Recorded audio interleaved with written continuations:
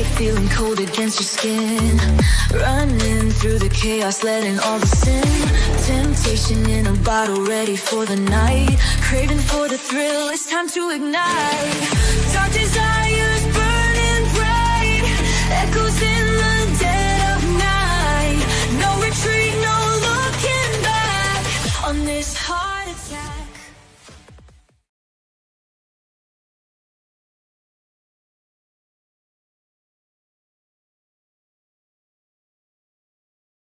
Hey, ladies and gentlemen, how are you? Good to be back on this Friday night. Friday night, hey? Finally at the end of that week. It has been a long week. It has been one of those weeks where you hope to forget them and hope that it is a mirage. Hopefully, it is a mirage and we don't have to do that again. We got a very interesting story tonight out of Indianapolis, and I want to talk about it. I've said before, I think I should change my channel to just like I want to change the name to How Women Are Killed, because I think that's basically like what we talk about almost every night. Almost every night, that's what I talk about. It feels like we just talk about how women die.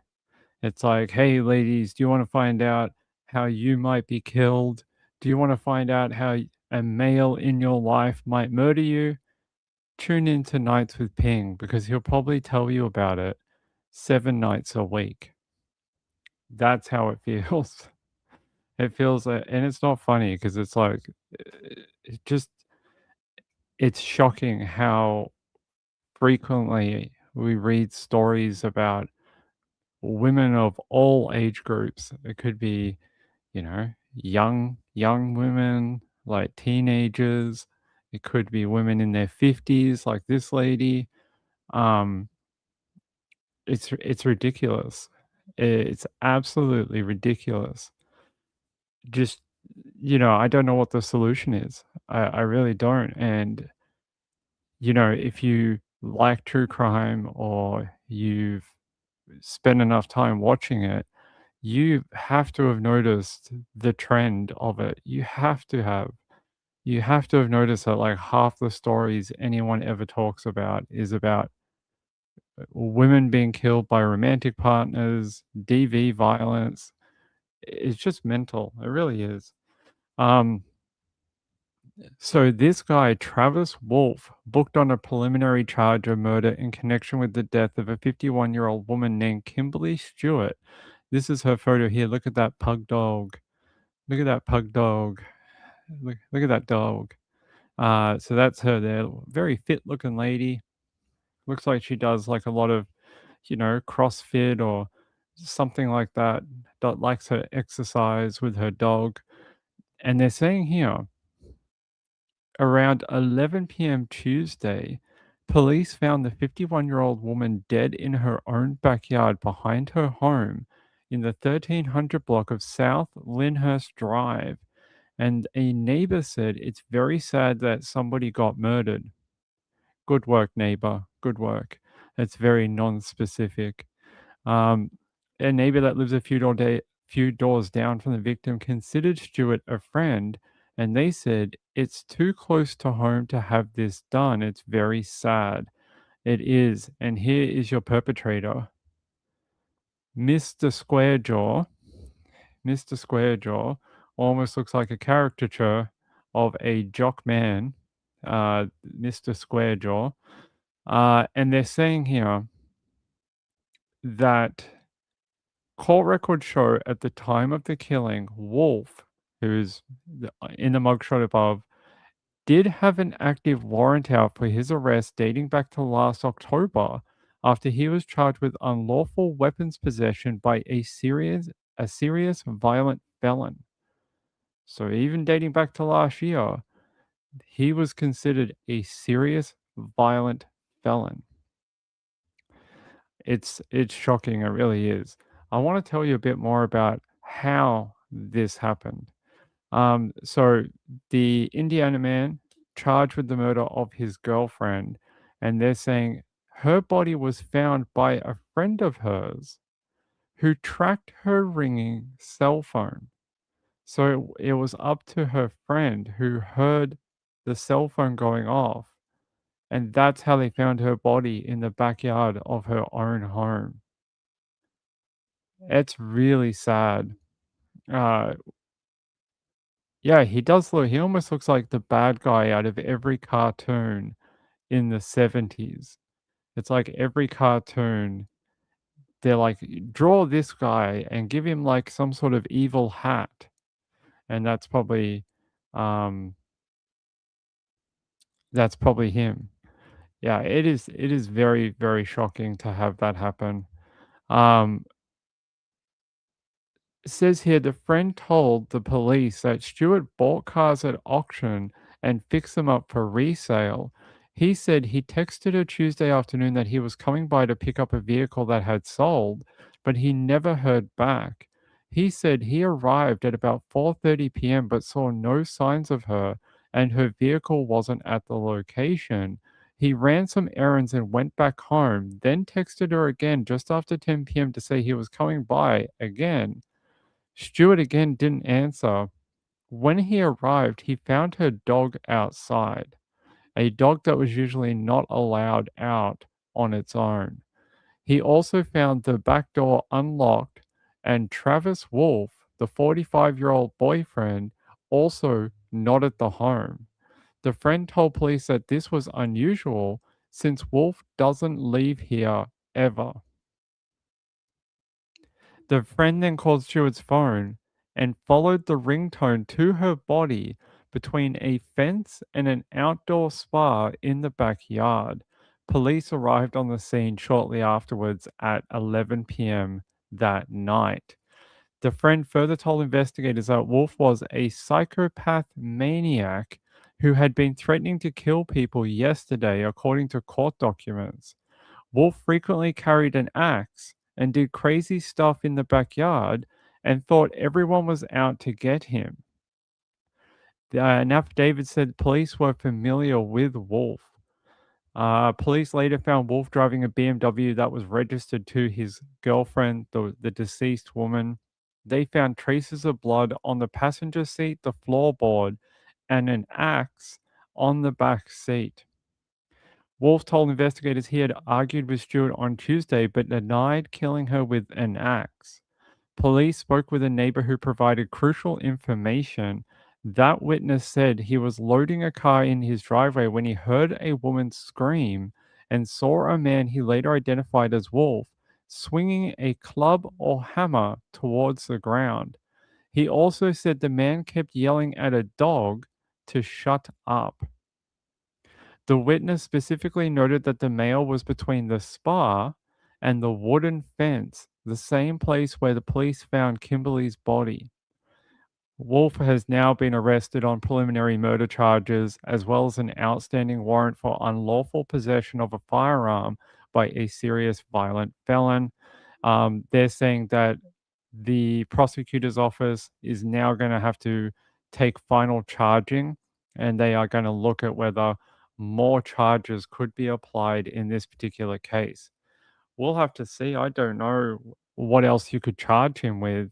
If they're going to charge him with the preliminary first degree murder, I'm not sure what more you could charge him with. I hope the dog is alive. I hope that's what I want to know. Is the dog alive? I'm guessing it is. I don't see anything on the dog. Let me see if I can find anything about her puppy dog.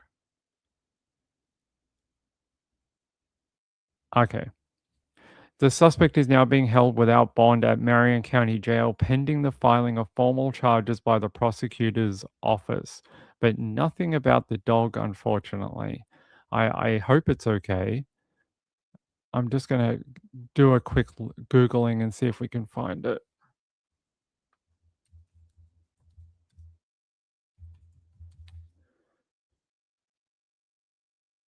Let's see. I hope her dog is alive. Yeah, I'm going to take you out to WTHR. What is WTHR? Hold on. WTHR.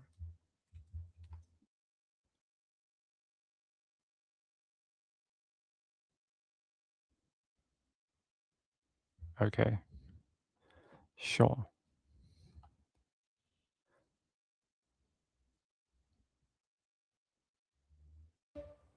A developing story now tonight. We are learning more about the homicide investigation from late last night that was on the west side of Indianapolis. Ella Rhodes talked to neighbors near I-465 and Rockville Road and shares an update from IMPD. Just after 11 on Tuesday night, IMPD says they found a woman dead in the backyard of this home on South Lyndhurst Drive. To have this in their community, they're feeling this today, and it's very scary. It's very traumatic that this could happen to someone they know, their neighbor. Investigators identified the woman as 51-year-old Kimberly Stewart. IMPD says she suffered from trauma injuries, and medics pronounced her dead at the scene. It's very scary. I know a lot of those people over in that area. This is not something they want to see in their backyard. It's just ultimately scary, and you think, oh my gosh, that was my backyard. And you, day after day, you're like, I can't believe that took place right there. So how do you get over that? One neighbor told 13 News it's a pretty quiet area, and she saw the police show up on Tuesday. Stewart's sister, Kelly Filipino, told 13 News, "The world has lost one of its brightest lights. My sister was not an ordinary life. She was the kind of presence that made people feel more alive, more seen, more held in the goodness still possible here. Her light was rare, and those who had the blessing of knowing her felt it immediately." A friend of Stewart's, Megan Lane, says Stewart didn't have any children, just a sister who lives in Florida. Lane says Kimberly was a wonderful, loving person. She loved her dogs. She was a hard worker, good friend, outgoing, and loved the outdoors. We're pleading for that community to come forward, help us find this individual, the suspect that we believe is responsible for this. Thompson says they believe to know who the suspect is and that they had a relationship with Stewart. IMPD wants the suspect to turn themselves in and says it's an isolated incident. In Indianapolis, Ella Rhodes.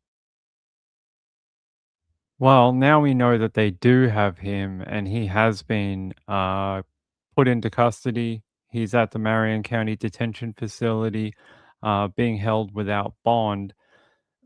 A very sad case. So he is accused of hitting her with the axe that he carries around, and they say he hit her with the dull side of the axe. I hope that doesn't mean he hit her with that heavy flat bit on the back of the axe.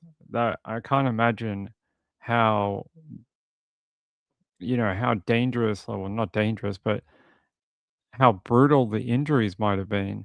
What is the dull side?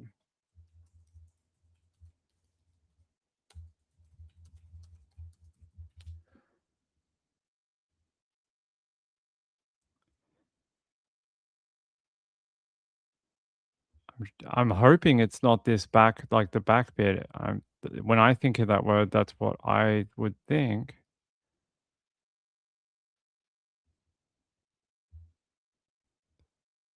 Just trying to see like a photo of all the parts of an axe. This is what I was thinking is where he hit her.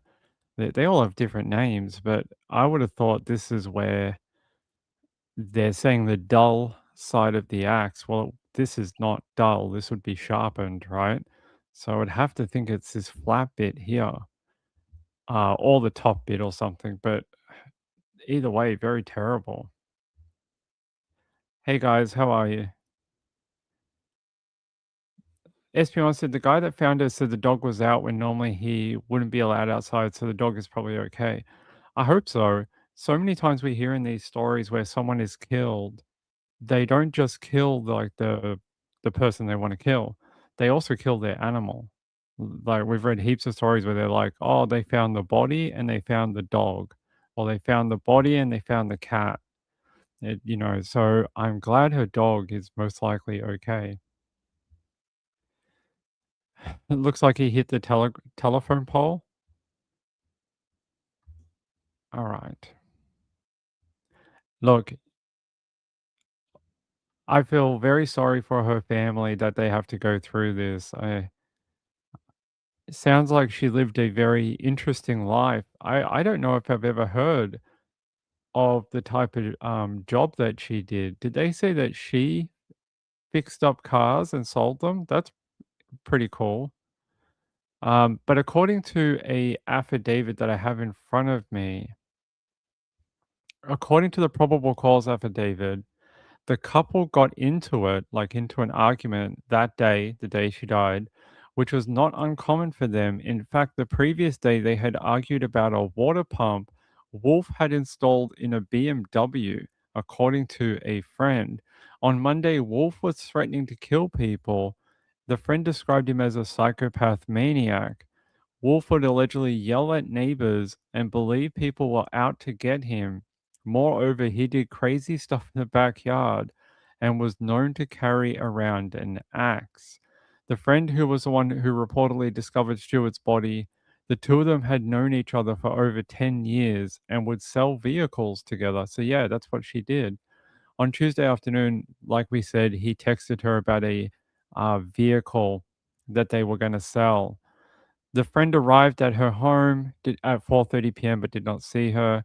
So she drove a blue Dodge Nitro, and it was in the driveway, and she wasn't answering her phone. Um,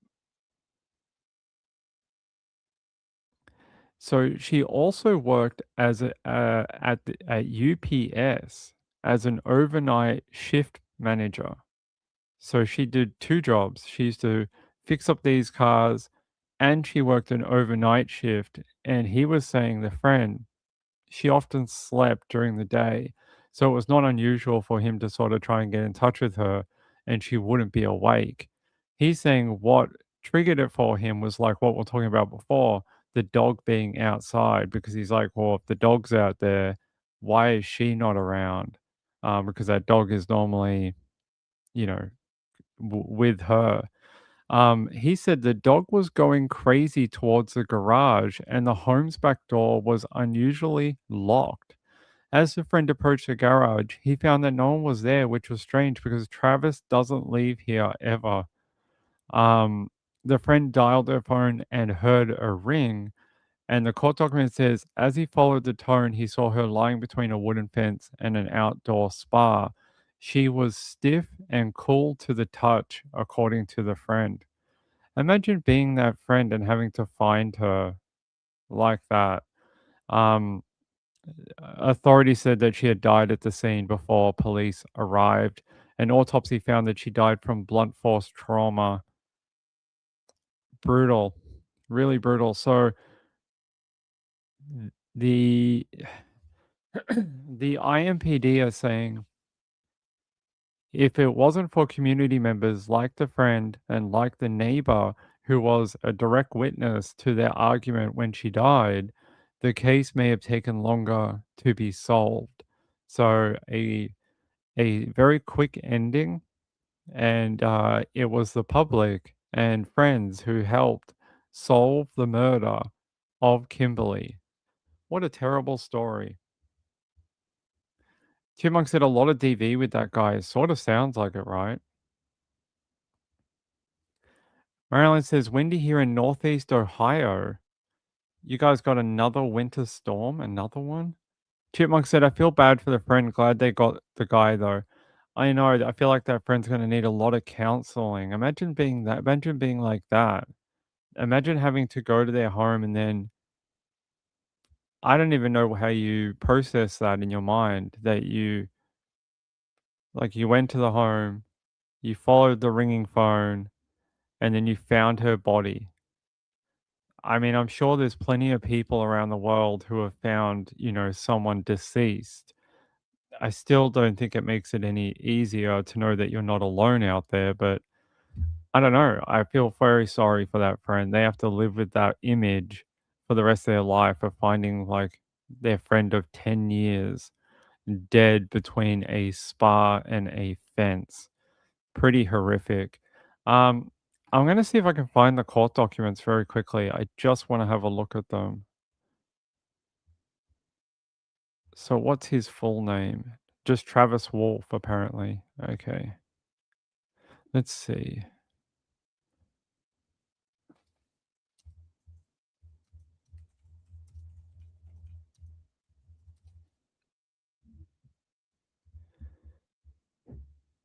Um, let's see.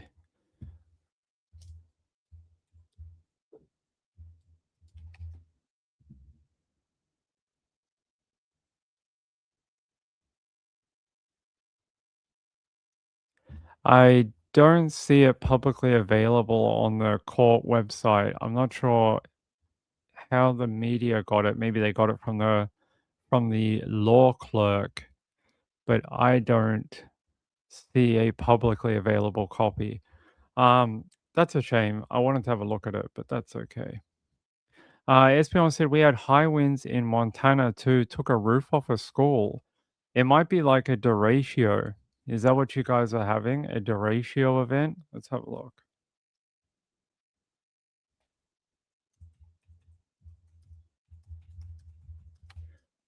Is that what's going on right now in the USA?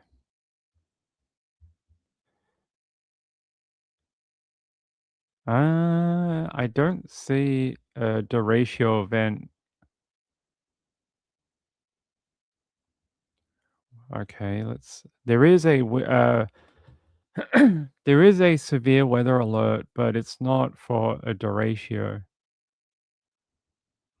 What is this? Let's have a look. They say March remains an extremely active month for weather in the east as the region prepares for severe weather and significant winds, followed by another blast of Arctic air and below average temperatures. Starting Sunday, an area of low pressure will strengthen along the surface winds. Low pressure will strengthen, allowing surface winds to increase ahead of the cold front. Okay, interesting. They said by Sunday evening, a severe line of storms is expected to develop across the Midwest, stretching into the Southeast, making widespread damaging wind gusts increasingly likely.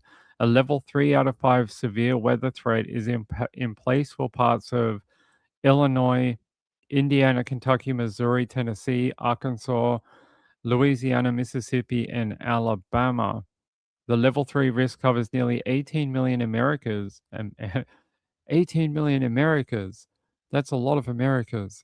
18 million Americans on Sunday alone. They're saying it is a derecho. Some forecasts suggest a severe weather event is possible with this system, something called a serial derecho. A derecho is a widespread, long-lived windstorm that is associated with a band of rapidly moving showers or thunderstorms. Interesting. I wonder if that's what's going on right now. Let's have a look. SPC.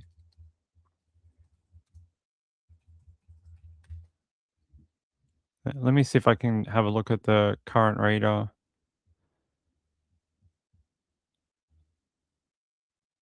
There is a lot of warnings out. You see all these warning areas. Let's see. Forecast map. We don't want this.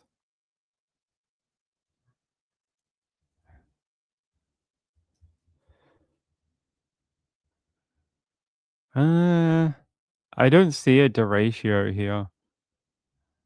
Like you have this rapidly moving band here, but normally, like if you have a derecho event, it moves differently to what this looks like. This is not. I mean, it's not very high resolution, is it? Normally derechos will be positioned more north to south, moving eastward. It can be slanted a little bit, but I don't really think that that's what that is. Probably just a high wind event with what's going on in this system right here. So a lot of bad weather up there, but you never heard of the word derecho? A derecho event is pretty common in America. It's sort of like you'll see like a line of storms, and instead of dying out when they move from like say I don't know Kansas into I don't know Missouri or something, and it'll sort of peter out.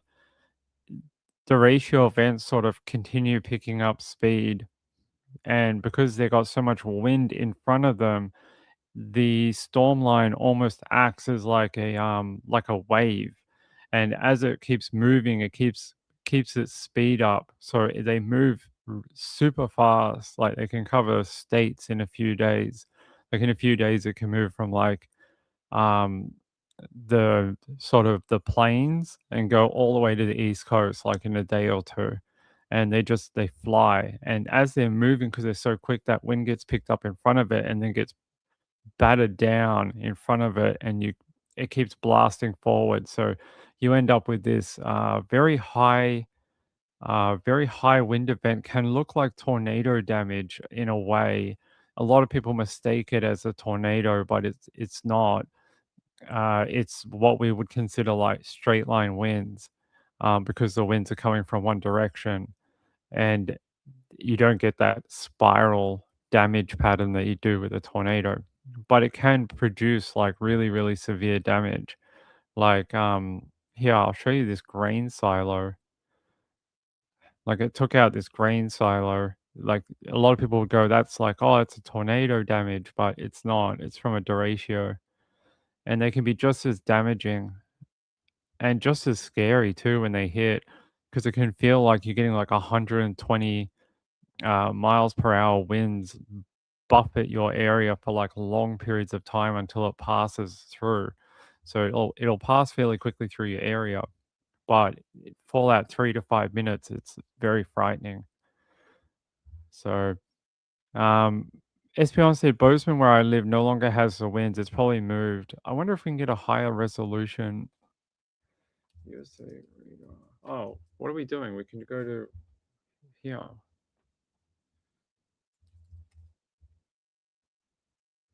It's Friday night. I guess we can have a small move off true crime for a minute. All right, let's have a look. Let's see what's going on.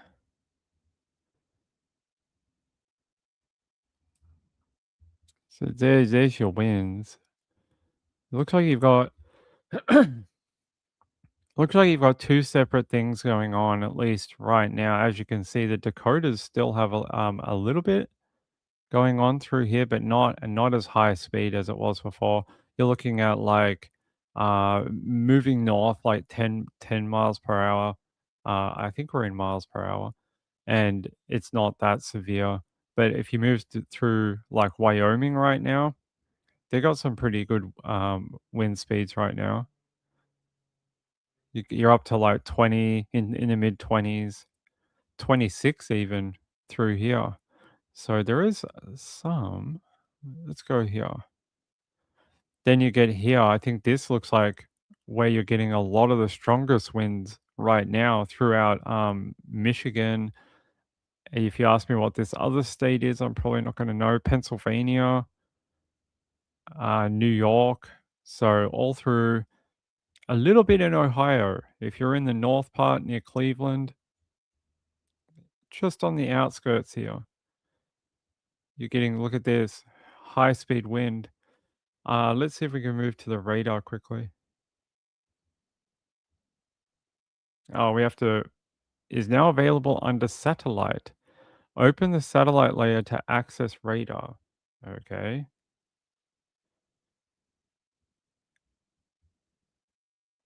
Okay. How do we, it's been a while since I've been on Windy.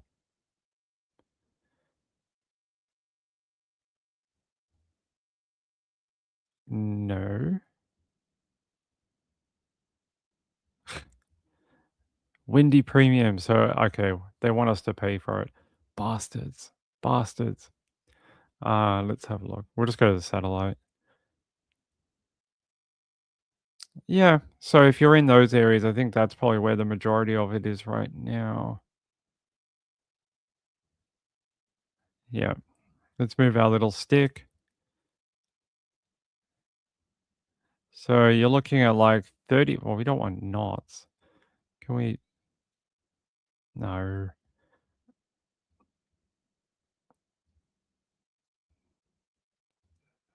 Miles per hour. Like 37 miles per hour.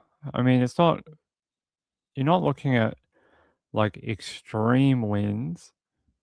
I think a derecho has to be over a certain amount of wind per hour, like certain amount of wind speed.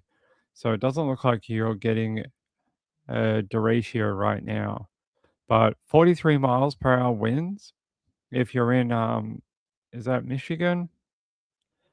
Yeah, Michigan. If you're up in Michigan, up in this part, 43 mile per hour winds. I mean, it's a rough night. You definitely feel it. And then if you're in this southern part, 37 miles per hour as you get into my states are really bad. What what state is this? Ohio, so like northern Ohio, and then into Pennsylvania, and then eastern western New York. So yeah, you guys are definitely got some winds coming through the area. So rough night if you're out there.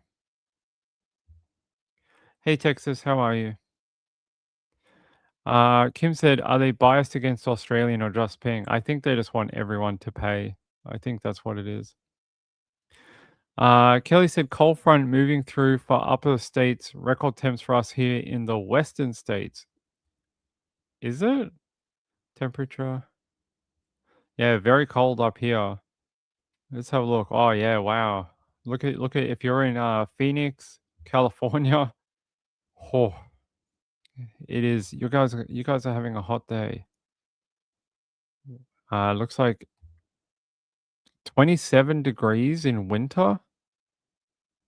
Oh, I don't. I mean, it's 27 degrees in Australia right now. Yuck. I hope you guys are keeping cool. Yuck. Why is it so hot in March? I mean, I know near the border of Mexico, it's always hot. You move a little bit north and it's like 6 degrees. That's better. So it looks like you do have a bit of a gradient here. Look, you guys can see it runs from like California, like the southern half of Arizona into Mexico, and then through a little bit of New Mexico and Texas as you get like this sort of slant, great, like it's like a gradient right here. So that's sort of like your hot side and your cold side. And if we had possibly a stronger system come through, you would have these. You probably need a good, strong, low pressure, but you would have these cold airs. It looks like it's moving north right now. That's maybe why. But you would have, if you can get this moving southerly, and you have this coming down, and something dragging a lot of this up, you'd probably end up with a few tornadoes, due to how much of a heat and cold difference there is right here, because you've got that mix, and it would probably be something like Texas, probably southern half of Texas, maybe even into Louisiana. So you'd probably get those days where you get all those thunderstorms that move through the Gulf area. But I don't know if we're going to get that. Could do though. Could do with that heat sort of line. Because yeah, when you get on the other side of it, the temperatures drop quite a lot. And that's pretty typical for this time of year. You get like that hot side and cold side of the line, and it moves. So if you watch this day to day, it'll fluctuate, and it'll get, sometimes it's further towards the Mexico border, and then sometimes it creeps north. And when it creeps north, and then you get those clashing cold airs from the north, and it gets a little like into the Oklahoma, a little further north, you get those mix. So you get the over the Rockies into this area with the cold air, and then heat and moisture coming up through the Gulf. You'll get those explosive thunderstorms that you know what you all know for spring. But right now, 17 degrees in Texas. I don't think you're going to get any supercell development with 19 degrees. I don't think that's going to do it. 12 degrees in the Panhandle. 12 degrees in Oklahoma. That not like last week where we had the wedge tornadoes going through Oklahoma, and that it's probably much higher. Yeah, so fluctuation for this time of year. It'll go back up probably in a few days. You'll probably be back into the 20s. Yeah, there we go. There's your little weather update. Kim said we had a lot of 70-degree days in Missouri, even in February. Ugh, yuck. Callie Girl said been running the AC all day. Is it normally this hot in March in California? I guess it is, right? Because Coachella is in April, and Coachella is like notoriously super hot in Indio.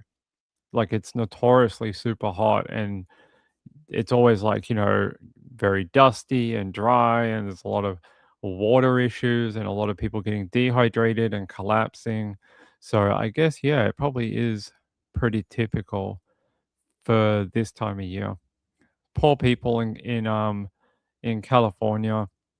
I hope it doesn't get worse than this as we go into the summer. Arizona doesn't look too bad. 16 degrees in Flagstaff. It's not bad. What's Phoenix right now? Let's have a look. 27 degrees in Phoenix right now. Not as hot as it can be in Glendale. Not too bad. But wait, what time is it? It's like midnight, right?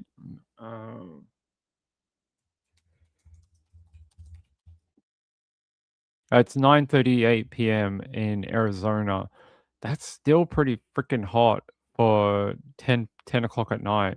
So I feel sorry for everyone in the West right now. Sounds like you guys are baking. Gross, gross, gross, gross. Hey, Danielle, how are you? Marlene says, we are in El Nino.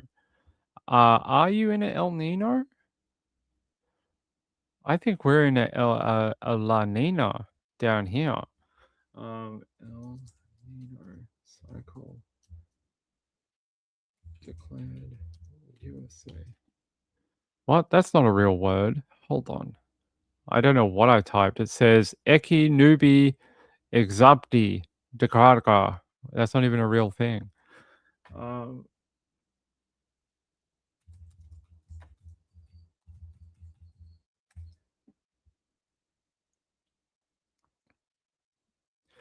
Sounds like that the U.S. government has put out a warning for an El Nino Southern Oscillation Index, supports a drought early warning alarm.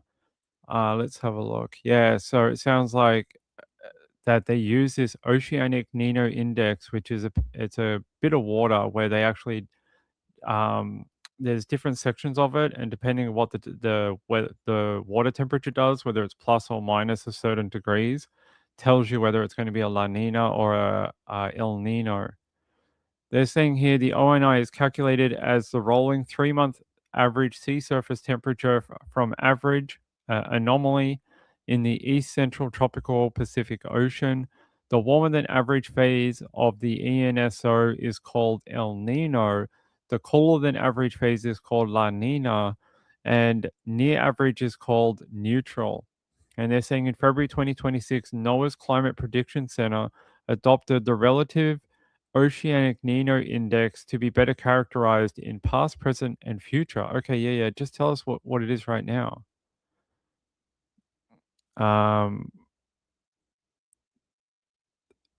They're saying an El Nino is probably what is next, but there are some things to keep in mind as we look for the climate pattern for the year ahead.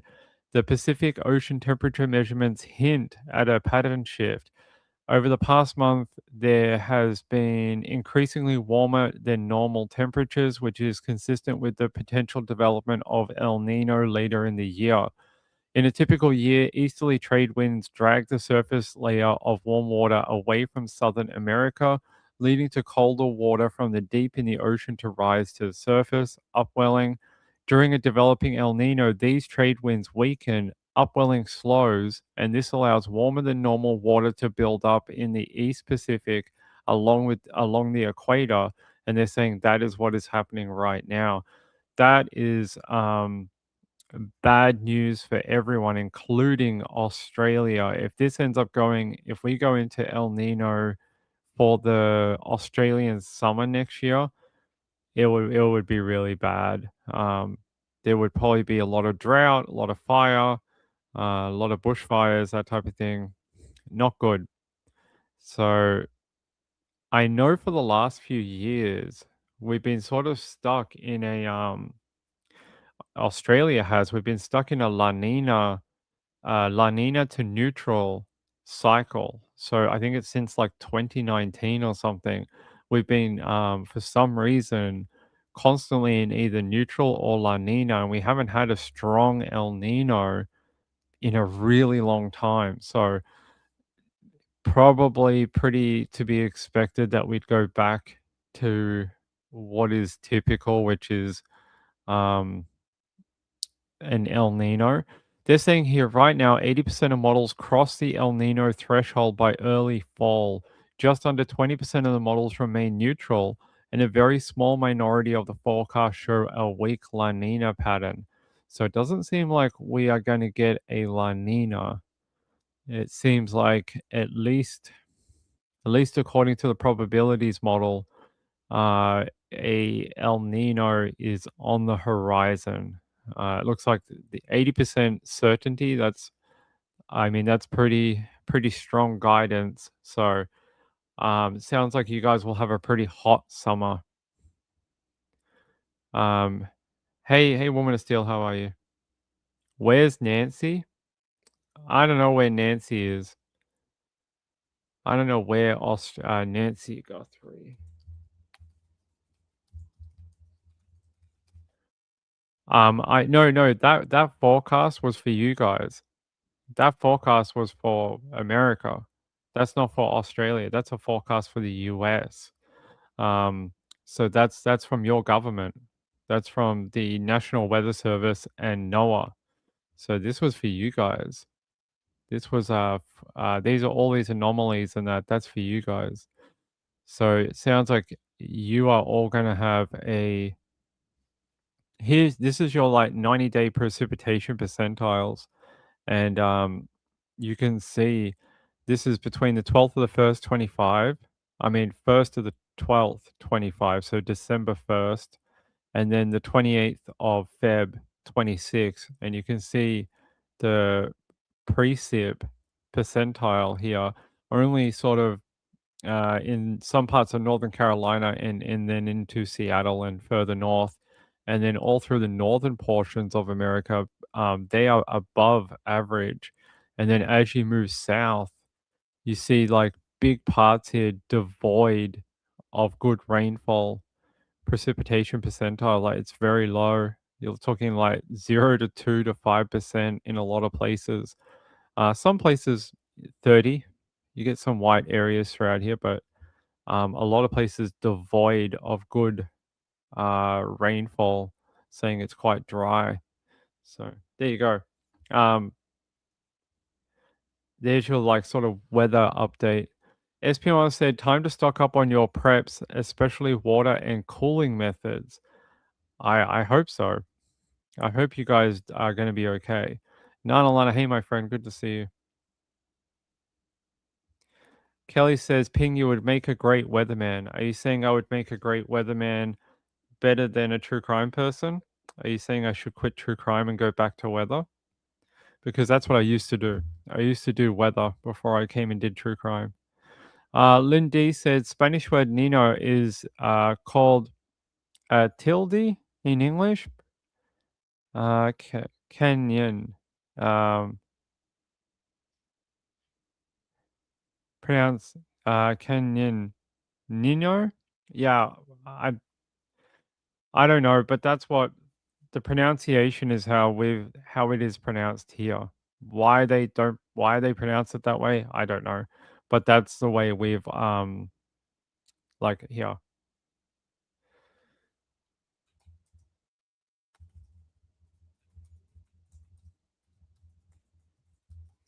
Like I'm sure that is the way you say it in Spanish.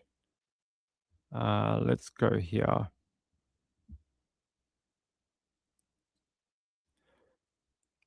I'm just trying to find one that we can use. Uh-huh. Yeah, I'll take you to the Bureau of Meteorology in Australia.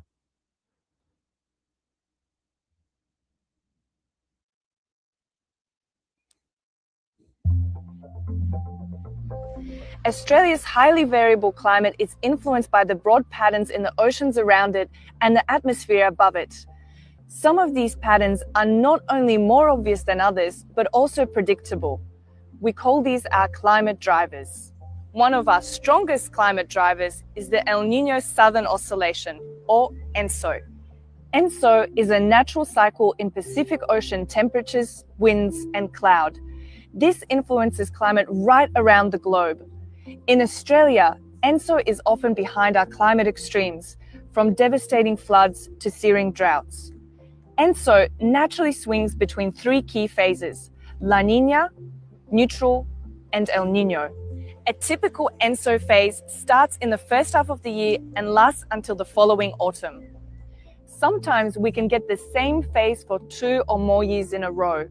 On average, it takes about 4 years to swing from El Niño to La Niña. All right, she does say it a little bit more like what you say it. So there you go. Um, I will correct my pronunciation on it, but that's to my ear, it sounds exactly the same. Kelly says, "Oh, really? I didn't know that, and no, I would like you as a true crime. I would be sad. I'm not going back to weather. There is just too many like. I mean, it's actually the same as true crime. There's so many egos in the weather sort of scene. I don't want to go back there. There's just so many jerks. There's just everyone's out for themselves.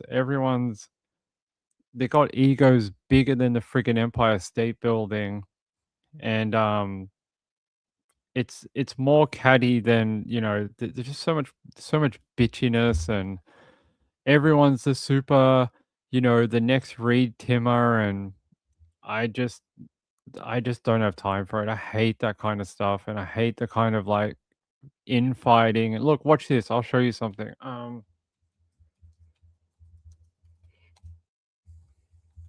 Yeah.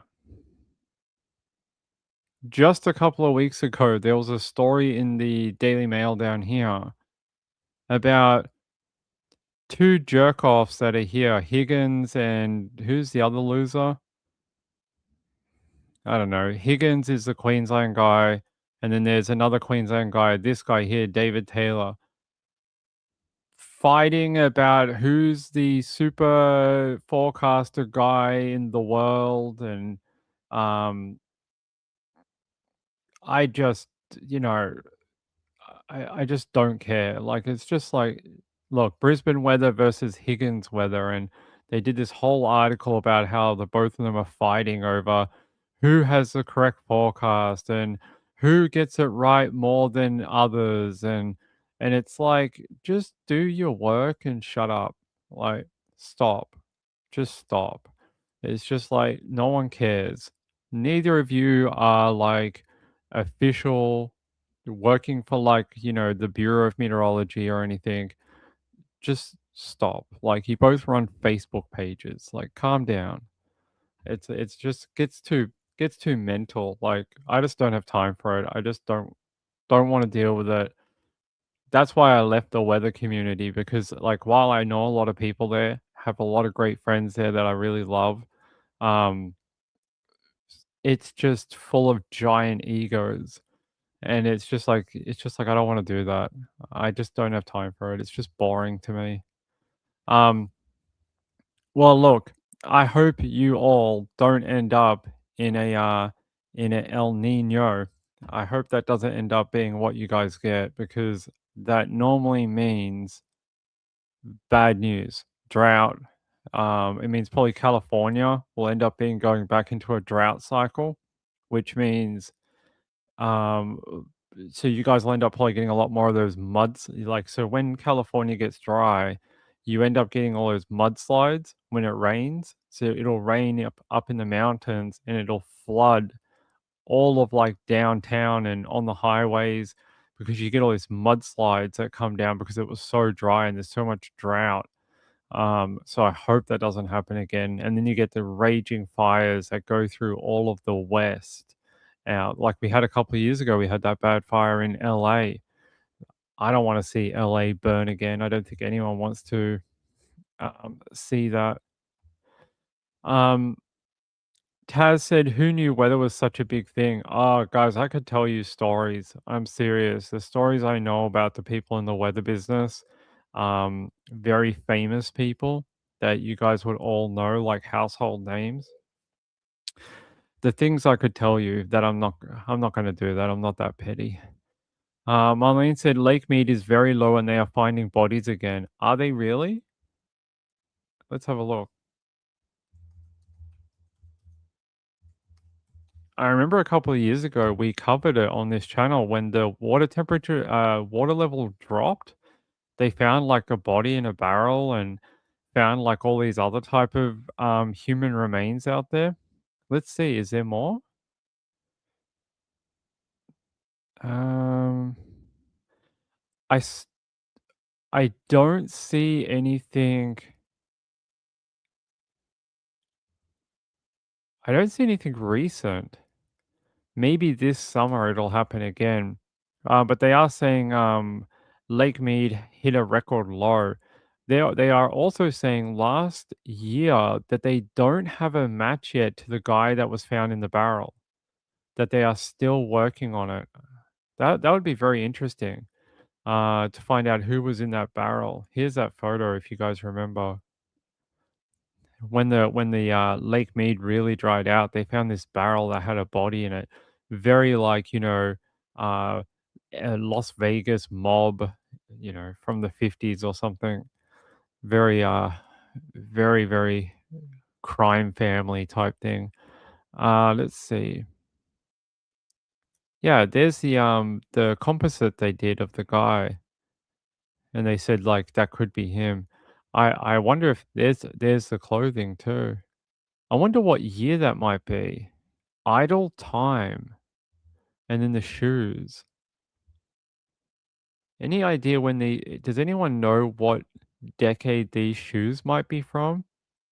I know we have some people who are a little older.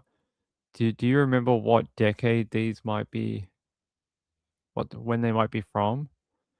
I'm trying to see in the article, do they tell us what decade? Okay. They're saying here Metro Police suspect the man was killed in the 1980s based on the personal items in the barrel. The victim was wearing clothing and shoes sold at Kmart stores in the mid to late 1970s. Is is Kmart somewhere that someone in the mob or mob adjacent would shop? It almost seems like no. Like Kmart's a pretty like cheap kind of store, right? Like it would be for someone that doesn't have a ton of money. I would suspect that Kmart's always been a bit cheaper. Yeah, maybe Othram is doing. They might be working on it already. They might be working on it already. Um, so I would wonder if he really is mob related. The fact that he's wearing wearing such cheap clothing. Jeez. There's a watch. I don't know what happened to the rest of it. Where's the face of it? I don't know. I would suspect, yeah, it almost seems like someone who might be a worker in Las Vegas. I would think maybe that might be more likely. Here's the shirt, Idle Time. I don't know that brand. Does anyone remember it?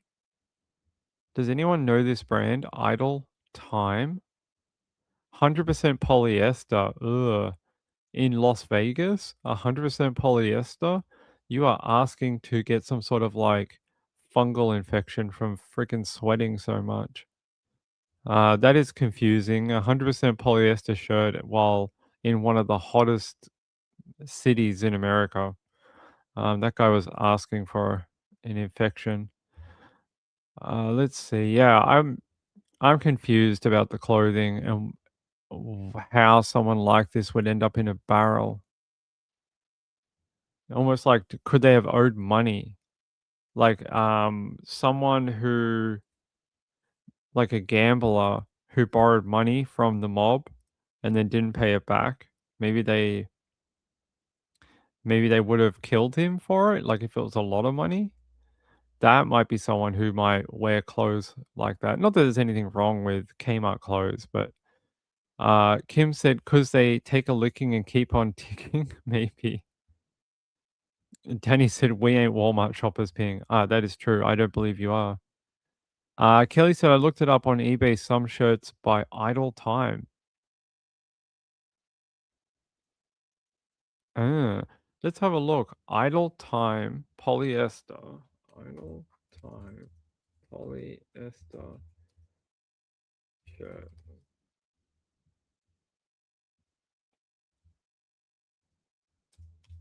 It's not a shirt that I oh, that shirt might be really close.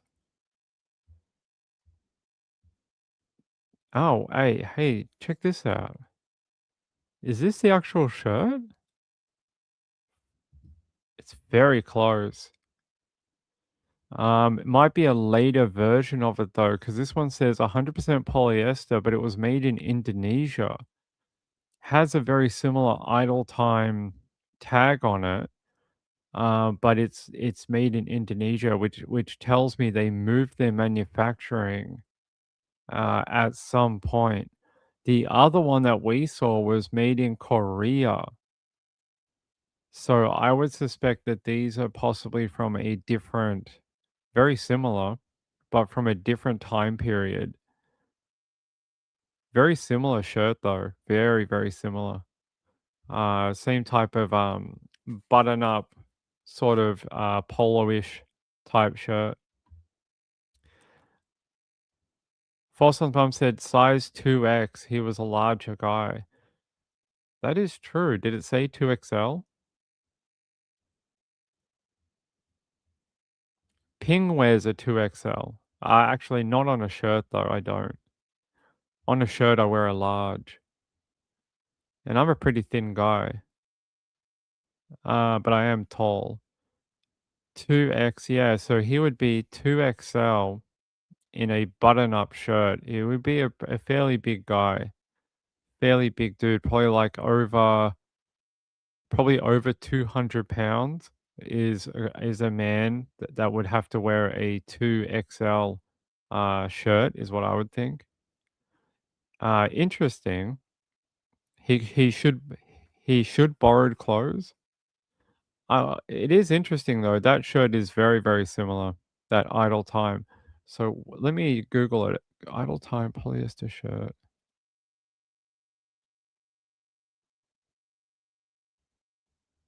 Where did they sell it though?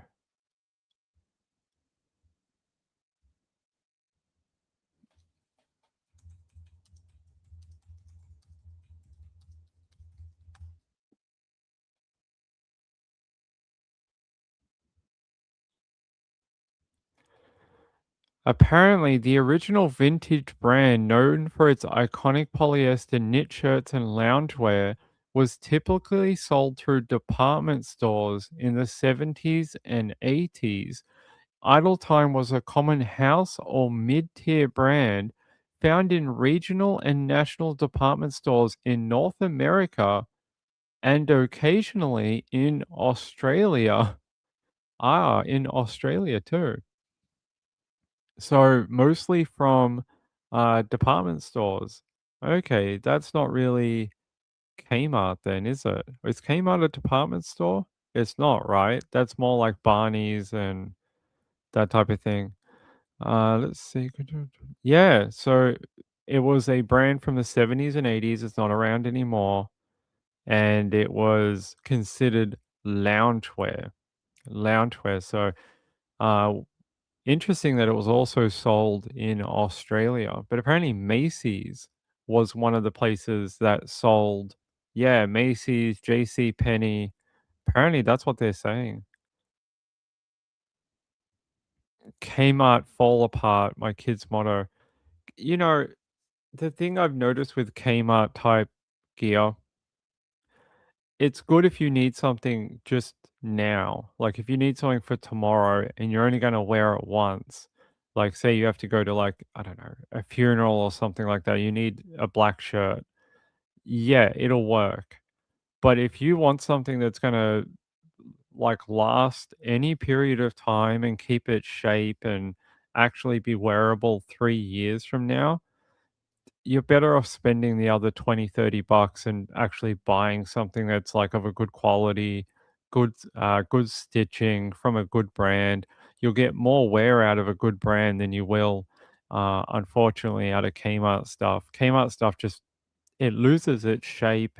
Even the T-shirts don't keep the shape of the T-shirt. They become all stretched and the neck gets all, bent out and yeah. I mean, they work for, like, a small period of time. It'll work, but not for longevity. Marilyn said Kmart closed a long time ago in Ohio. You don't have Kmart? What would your be? It would be Walmart? Would Walmart be like your low cost clothing type place in America, Walmart? In Australia, it's mostly Kmart would be the place that we would have that, you can get like $2 t-shirts or um like five to $10 track pants or if you need um like chinos and things like that, like $10, $15, something like that. But they're not gonna last. Kelly said, we shopped at JC Penney a lot when I was growing up.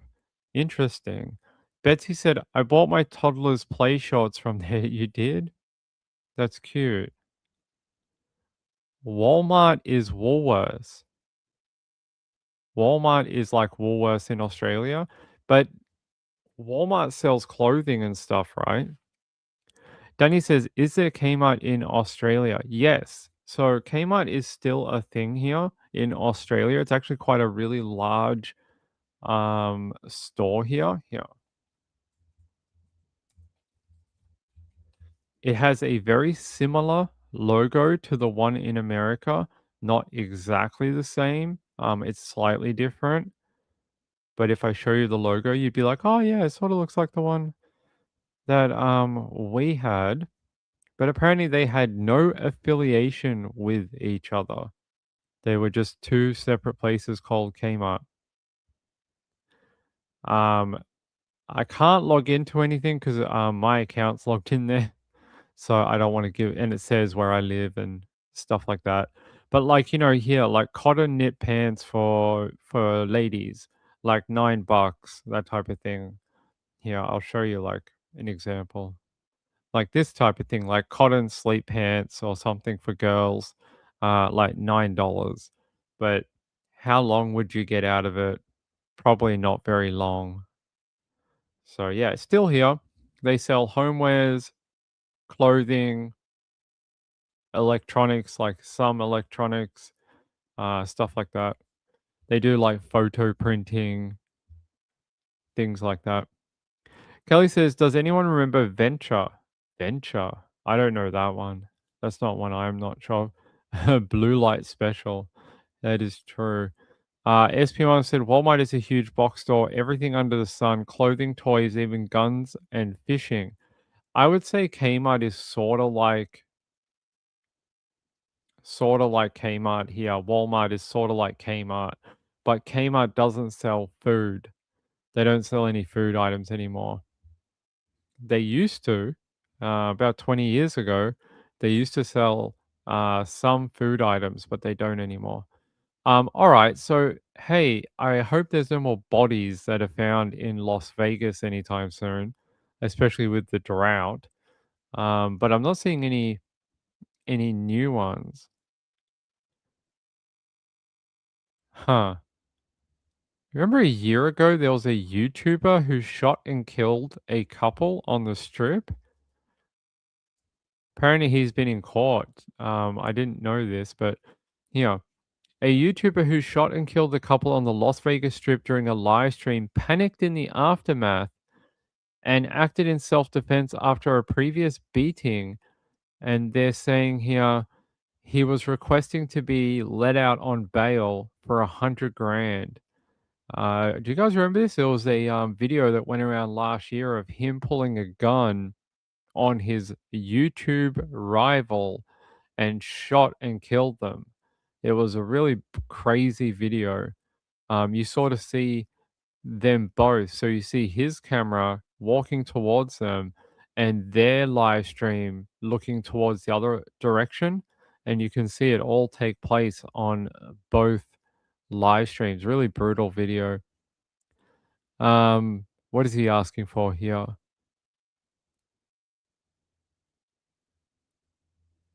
So he's saying it's a revenge. The shooting came more than a year after he filed a police report with Metro PD claiming the Finleys battered him on Fremont Street on Halloween in 2023. He said he was at the Fremont Street experience with Tanisha Finley. Sorry, when Tanisha Finley hit him with her selfie stick and with a closed fist to the face.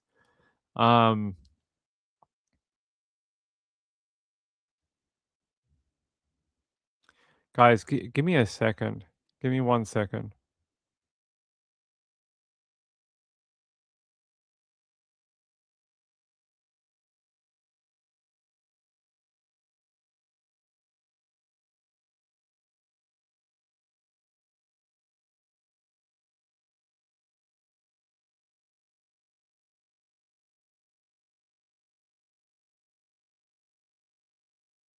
All right. In 7 minutes, I gotta call Mrs. Ping. So you guys remind me, all right? I got a call in 7 minutes. So yeah, they're saying here that it was sort of like a revenge attack. I mean, to gun them down for being beat, I mean, it seems like overkill. They're saying his trial was scheduled for August of this year, and they're saying here, though murder trials in Clark County are often delayed for months, if not years, a judge was scheduled to hear arguments for bail on Thursday, March 19. They're saying while Nevada has the death penalty, the state has not put a person to death since 2006. So we'll have to wait and see what happens with this guy. But I do remember the story when it happened. It was pretty brutal, and he's basically been sitting in jail since he was taken into custody.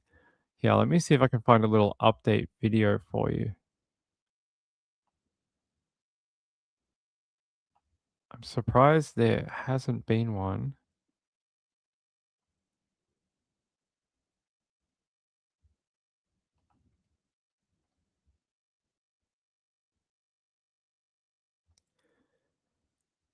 Yeah, let's see if KTNV, they normally cover these type of things.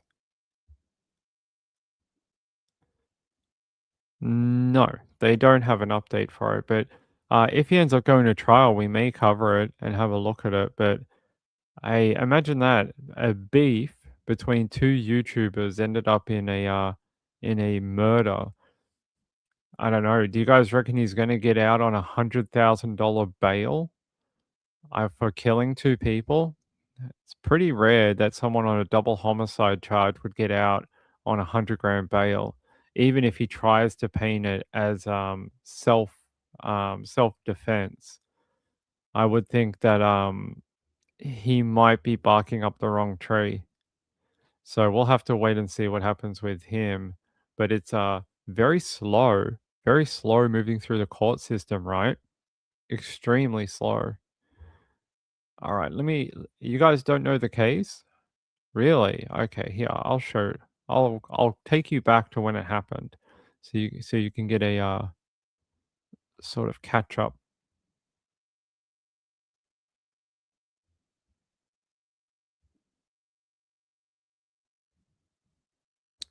Can we do that?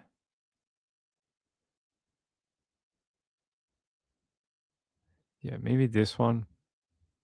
Depending on how long they've been here and how much they read or watch the news, they might not even realize what happened here just hours ago, Marie. And this is something you mentioned, the world watching this. Well, this all began allegedly on the World Wide Web. In fact, usually arguments on social media, they stay behind the screen, but On Sunday night, that was not the case, we're being told. YouTubers and social media personalities have been posting that the alleged shooter and one of the victims, that they were YouTubers who had an ongoing beef.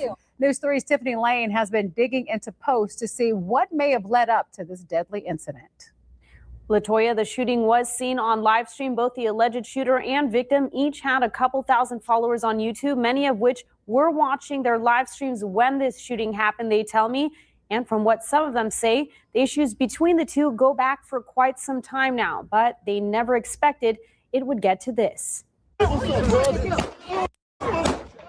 As the deadly shooting unfolded on the Strip, YouTubers and other social media personalities started streaming. They say Manny Ruiz, known on YouTube with his wife as Sin City Family, and YouTuber Finny DeLegend had an ongoing beef. Let me put it that way. I see bullying on both sides. Because I don't think people just came out of the blue and started being bullies. I think something had to happen to cause that to happen. Finny DeLegend's channel is still online, showing many videos about Manny and his wife, Julie. Finny often in hours-long live streams, sometimes sharing Manny's videos and reacting to comments made against him or responding to Manny. Manny's page taken down as of Monday morning, but some sites sharing clips, including this one from last year. He recorded a live stream where Manny said that he's basically going to come after Finny. So let's have a look at that quick. So basically, they would just sit online and taunt each other. See, nothing good comes out of just bitching about other people. And I'm not blaming them, not victim blaming, but I mean, sitting online and picking apart other people's videos, I don't, you know, it's not a good thing to look at. What did they do for their videos? I think they basically, it was almost like what they're saying. They would pick apart each other's videos, but their base version of it was they would visit different locations and sort of go around Las Vegas and be on the street, have the cameras running, those late night live streams. They would visit places where there's a lot of people and get food and hang out and show the internet what's happening down there, that type of thing. Four Sons Mum said, but yeah, so that's what they used to do. We'll have to see if he actually gets bail. I think $100,000 is I don't know if a judge would take it. You would have to show, I don't know, some reason why that would make you show up in court. You would have to allay those fears from the judge, and I don't know if it would. Anything about Savannah Guthrie? Someone asked. Not really, guys. Apparently, the FBI has recovered new images from the cameras. Let me see. The FBI recently recovered still images taken by surveillance cameras on Nancy Guthrie's property. The thumbnail images were captured by motion-activated cameras trained on 3 outside locations. These images reportedly did not turn up anything suspicious and showed people in the back and side yards in a period leading up to Guthrie's disappearance, plus pictures of law enforcement officers after she went missing. So a bit of a dead end. Still, we're in like day 41. Okay, hold on. I'll be back.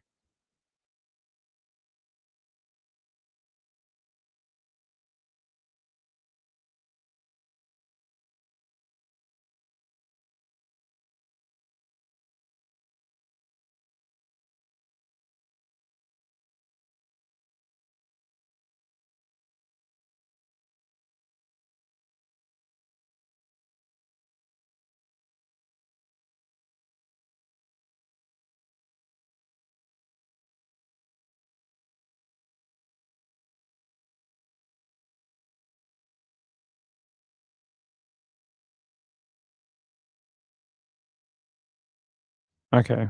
I called her, but she didn't pick up. It must mean she's not done yet. She must not be finished yet. But yeah, there we go. Hey, by the way, I want to thank all the nice people who messaged about Ping saying this week was the worst week ever. It's nothing. It is something bad. but it's not anything to do with the channel as such or me doing live shows or whatever. It's just like the planning of things, and when some things just didn't work out, and it was like months of work, and it's just fallen through at the last moment, and it was like just it's just frustrating, when especially when you work on some of these projects for like months and months at a time, and then they just don't go through. It's very, very, yeah, annoying because it's like, great, why, it's when things are outside of your control. So what happened this week was outside of my control. It was nothing that I could do about it, and it was up to the you know other people, unfortunately. So yeah, but I'm fine. I'm okay. People were messaging going, "Ping, are you sound? Are you maybe you should like take a break, whatever." I'm not depressed or anything. I'm just frustrated that it didn't work out. It's I mean, not that it won't work out either. It will happen. It's just not when I wanted it to. So it's just annoying. It just felt like this week it was like one hit after another, because we had another one. We had on Friday we had something for Gregory Lynn, and we all got to court, and we were like, okay, today this is all going to get sorted out or whatever. And then they're like, hey, X, Y, and Z, um, we'll have to do this at a later time. And then it was like, all right, we'll see you then. And it was like 3 minutes and we're done. So it was also another one that sort of just didn't. So this week's been full. I reckon it's a public holiday, because Monday was a public holiday. It was only a 4-day week. Everyone's just like, we're not going to do anything for this whole week. And that's what it felt like all week. It was just sort of like one thing after another, like dominoes just didn't pan out the way it should have.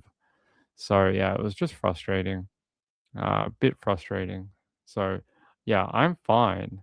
Don't think I'm, you know, I am stressed because of course I want to do these things, but I'm not like, at the edge. Ping's at the edge. Not like that. Just annoyed at the situation. Um, Wait, what?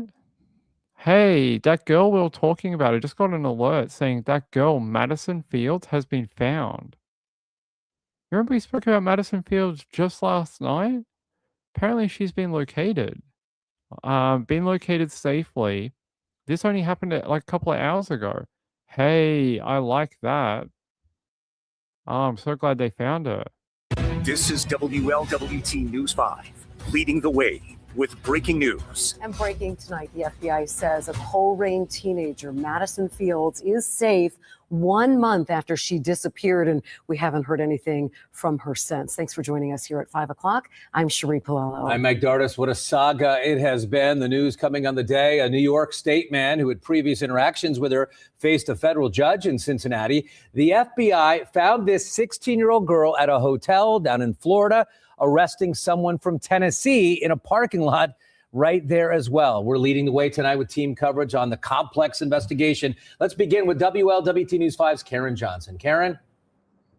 Yeah, Mike, Madison was located in a hotel in Palatka, Florida, which is about 60 miles south of Jacksonville. They say she was found in a hotel there and she is safe. The 16-year-old disappeared from Coleraine Township a month ago. Her family says she was going to meet an 18-year-old that she met on an anonymous encrypted messaging app when she disappeared. But they have not said at this point if that is the person that she was with in Florida. How the hell did she get to Florida? That's insane. Found her holed up in a hotel room in Florida. That is crazy. Let me see. Let me see what I can find. They said they found her in a is it Palauka hotel after officials identified a person of interest in Tennessee. Far out, this girl was like connected to all these different people. A guy in freaking New York, a guy in Tennessee, and now in Florida. Seems like a network of them. And they're saying here that they actually sent the FBI's hostage rescue team, arrived at the suspect's Tennessee home, but were unable to locate him. The FBI in Jacksonville subsequently located his vehicle at a hotel parking lot and took him into custody. They are saying, "We are thankful Madison is safe and will soon be back in Ohio. I want to thank all law enforcement agencies involved for their relentless work to find Madison." Wow. Um, Gee, she's a very lucky girl. She's a very lucky girl that these officers were able to track her down. Um, that could have ended very differently. You know, how many times have we heard of like young people going missing and then like their body turns up like 15 years later in some bushland somewhere? Wow. I can't believe we were just talking about her last night. I am very happy at that. Madison Fields located, a suspect person of interest has been turned up.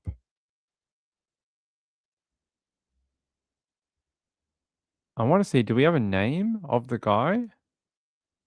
Let me see. I'll find out if we have a name.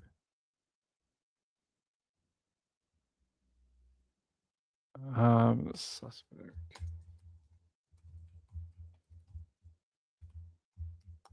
Sounds like we got at least a couple of these guys off the street too. During the investigation, they arrested a couple of people who were grooming her.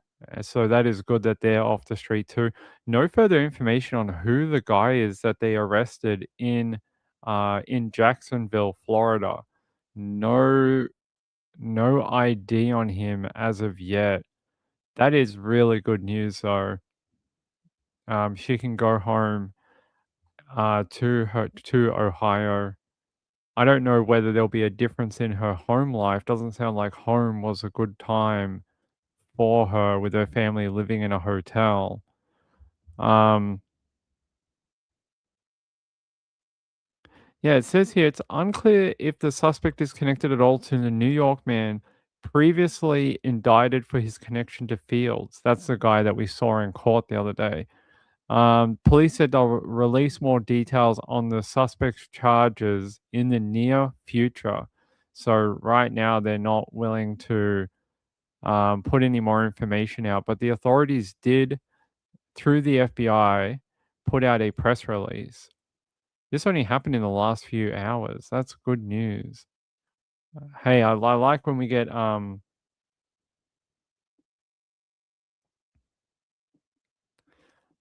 just gonna try call Mrs. Ping one more time.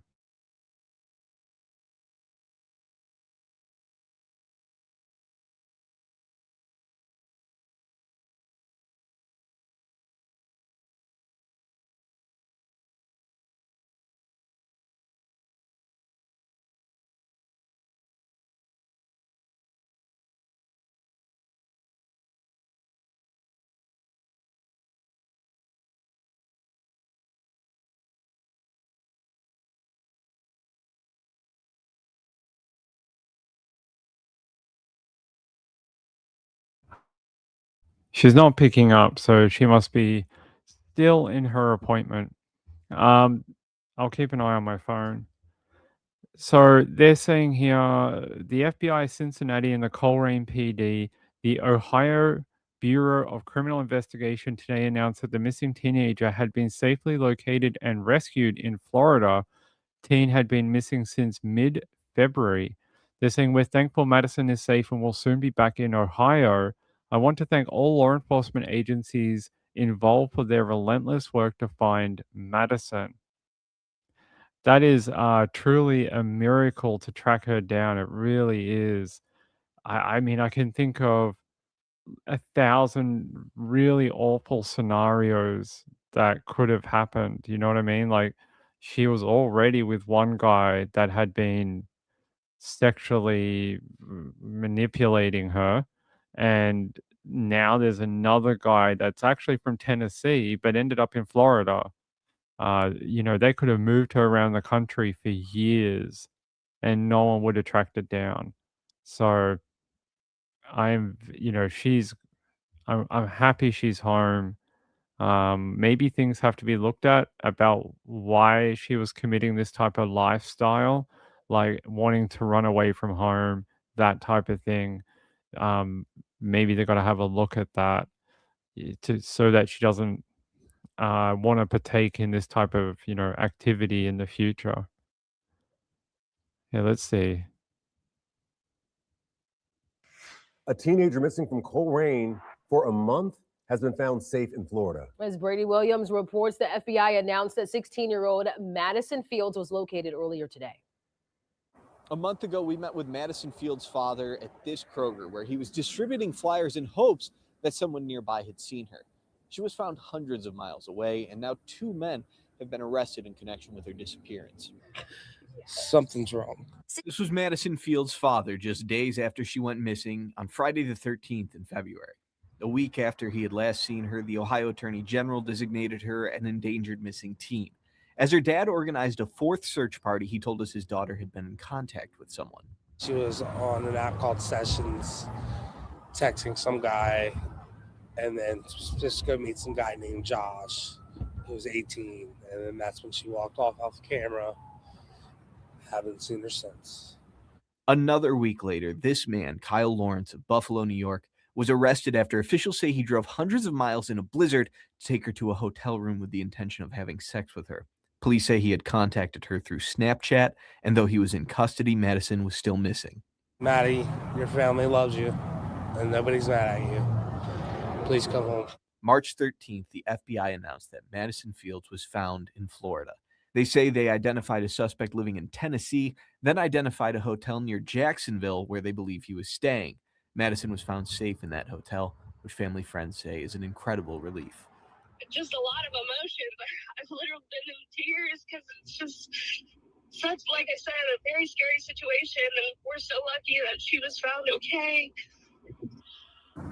Police say they'll be releasing more information about that suspect in the near future. We will update you as soon as that information comes out here on Fox 19 Now. For now, with photojournalist Wyatt Richards, Brady Williams, Fox 19 Now. A rare sight on a stretch of Jupiter Road. Gayla said maybe she thought that he was really 18, but she met up with that other guy that was arrested in New York, and he had been seeing her before she went missing, and he's like a 43-year-old guy.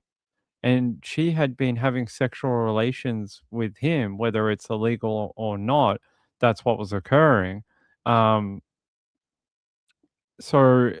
I mean, she'd had contact with older men previously. No, right, but he gave, she went home after. It's not like he kidnapped her and then passed her on to this guy. She visited him multiple times. As you heard, they had contact not just once, but multiple times before. So it's not like he was kidnapping her or whatever. It's not, if she thought she was visiting an 18-year-old, then she turned up and he's like 43, she would have just gone, oh my God, I thought I was meeting a, boy my age or something, and she would have left. But there was multiple contacts with him. So it seems like there's some sort of pattern here that's not healthy, that we have to sort of find out why she's partaking in this risky type of behavior, and how she can get some help to try and stop that sort of route of thinking. These men also are very good at what they do, and they're very good at grooming these young girls, but at the same time there's something there that her risk sort of analysis of a situation is off. So we sort of have to find out, is it something in the home life? Is there something that can be changed for her so that she can get back on the right path, so she can go to school, finish off schooling, do whatever she wants to do with her life and grow up and not end up in a hotel room in Florida with an old guy. So, yeah, happy she's gone home, but I think the work continues to try and maintain her safety. You know, you can't just return her home and be like, "Our job is done. Have fun." It's almost like there's more to do here to make sure she's okay. Uh, I wish we had more information, but they're just saying that she'll be back in Ohio shortly and that the other guy, he's in jail, but they're not giving out any more information about the man they arrested that is from Tennessee but was in Florida. No new information on him.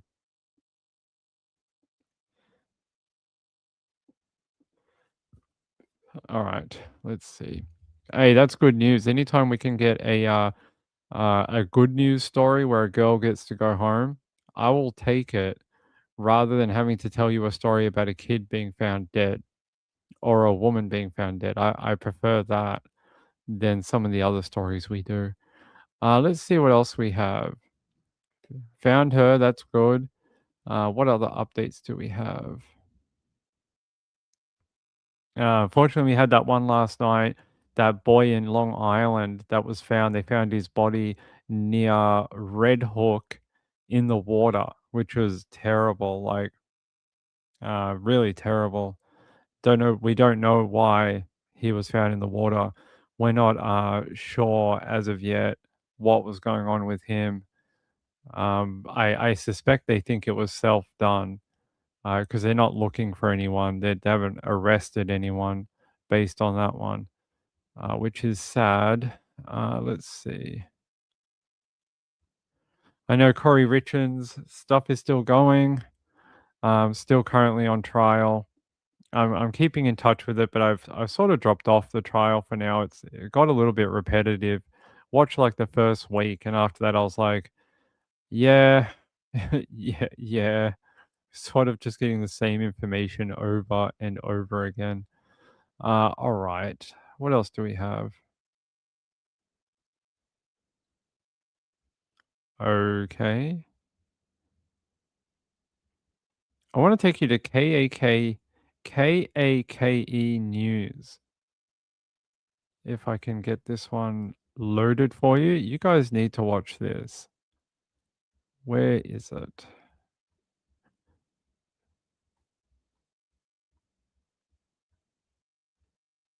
Is it that one? Nope.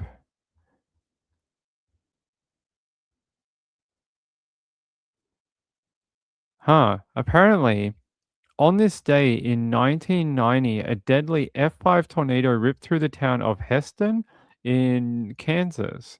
The storm killed an elderly woman and a 6-year-old boy. It was one of 19 tornadoes that ripped across Kansas. Wow. I was actually looking up a completely different story about kids who wanted to drink the blood of a classmate. But I just want to look at this for a second. Look at this giant thing tearing through a town in 1990. A true F5. So what they would call a finger of God. Crazy. Yes, the old footage.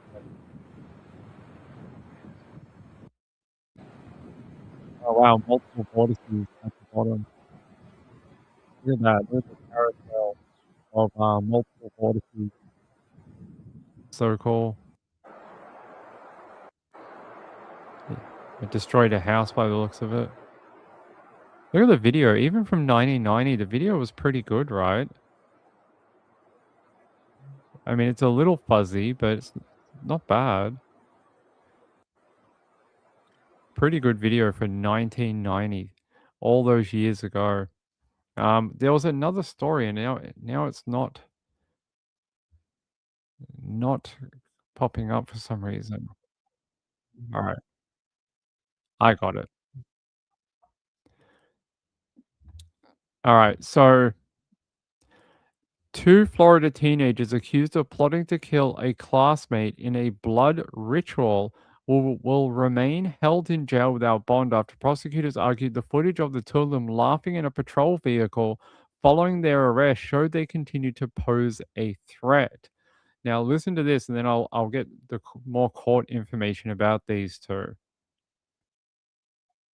Uh,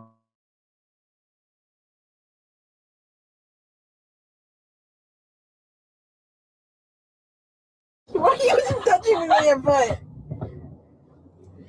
This is such a bonding experience. I love this. 15-year-old Isabel Valdez and 14-year-old Lois Lippert laugh and smile as if they were heading to a party. But in reality, they're on their way to jail. I was going to do my makeup this morning for the mugshot, but I couldn't find anything. Prosecutors played this video to show the judge they're a danger to the community. Sociopathic attitude that both young ladies exhibited. I thought I was going to get sent to the psych ward. That's why I was so excited about everything. Investigators say Valdez recruited Lippert to help her kill the victim because he resembled the Sandy Hook school shooter. It's someone Valdez obsessed over. They plan to slit the victim's throat in the school bathroom and drink his blood. I was like, I don't feel guilty for my actions. During the hearing, Lippert's parents took the stand, trying to convince the judge they could watch their daughter at home. The computer that I use for work is already locked down. I can't even access Gmail or Facebook from there. We tried talking to both suspects' parents outside, but they declined. I do feel bad for my mama. That's the only person I feel bad for. And you. I feel bad for your mama, too. The judge denied bond, saying this video showed it would be too risky to release the girls. At least we're together now. Valerie Boyd, Channel 9 Eyewitness News. What? Like, what's wrong with these two? They're saying here, so one is named Isabel Valdez, 15. The other one is called Lois Lippert. She's 14. They were going to kill a Lake Brantley High student and drink his blood due to his resemblance to the Sandy Hook Elementary School shooter, Adam Lanza. WFTV has reported the pair were also filmed in the back of the police cruiser, laughing while being taken to jail. Like, they just don't seem at all worried about what they've done, scared at all. They're just like, oh, that's fine. This is such a bonding experience. I don't know if trying to drink your classmate's blood is a bonding experience. And they're saying here, she said in that video, I was going to do my makeup this morning for the mugshot, but I couldn't find anything. And they called it sociopathic attitude of both the girls. Yeah, definitely.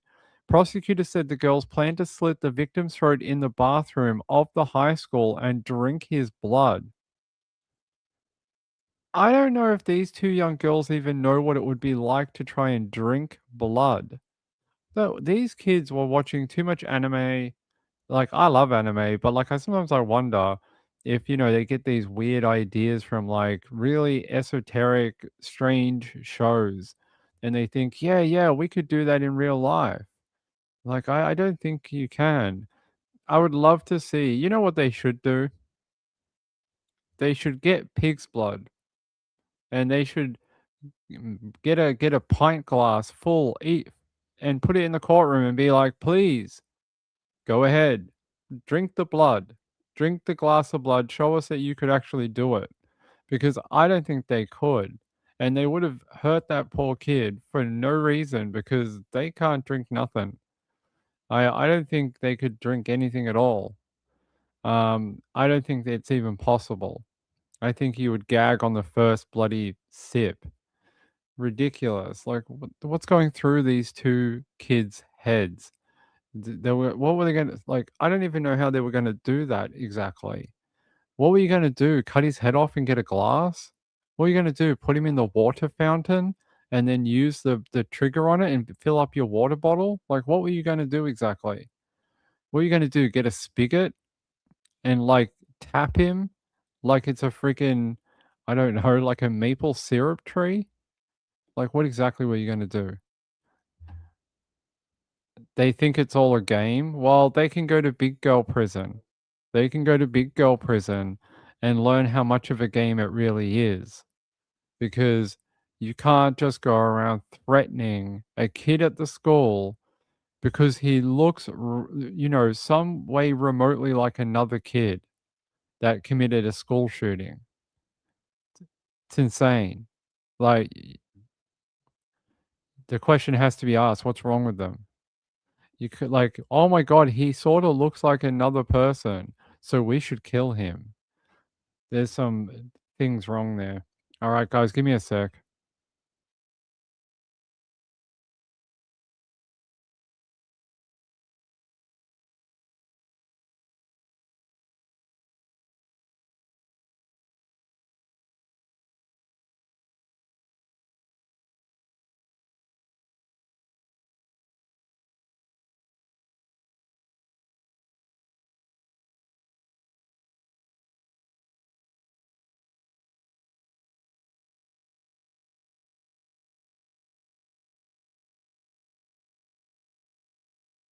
Okay, I've tried calling Mrs. Ping a couple of times, and I can't get in touch with her, so I'll just have to wait.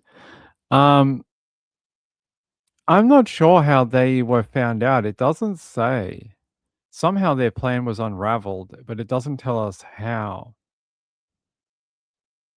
Let me see if I can find out how their plan unraveled, because it doesn't give us an explanation of who caught them or anything like that.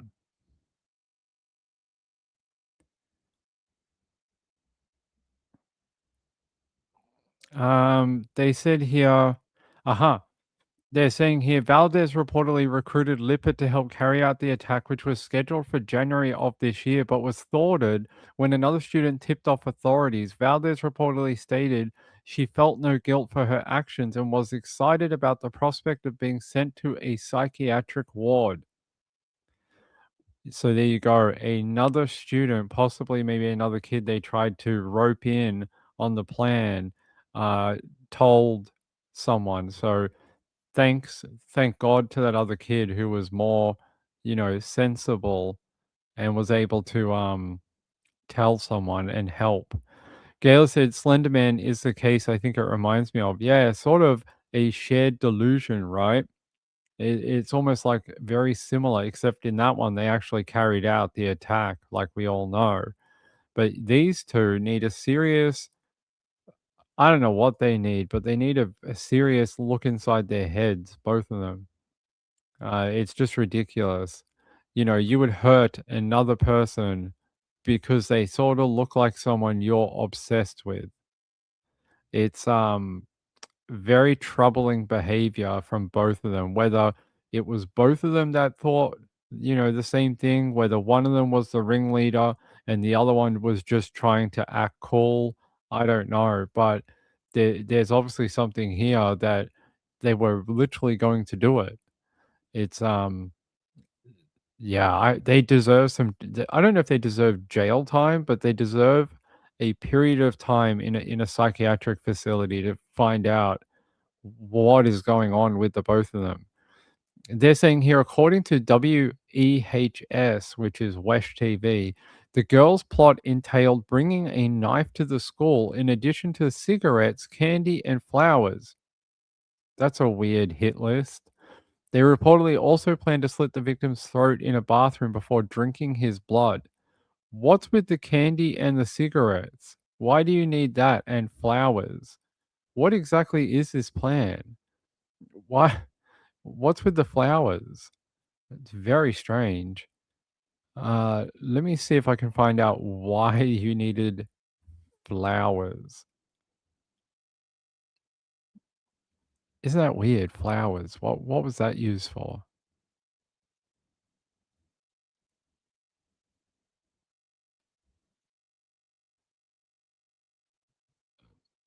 Oh, okay. All right, guys, give me 1 second. She's done. Hold on.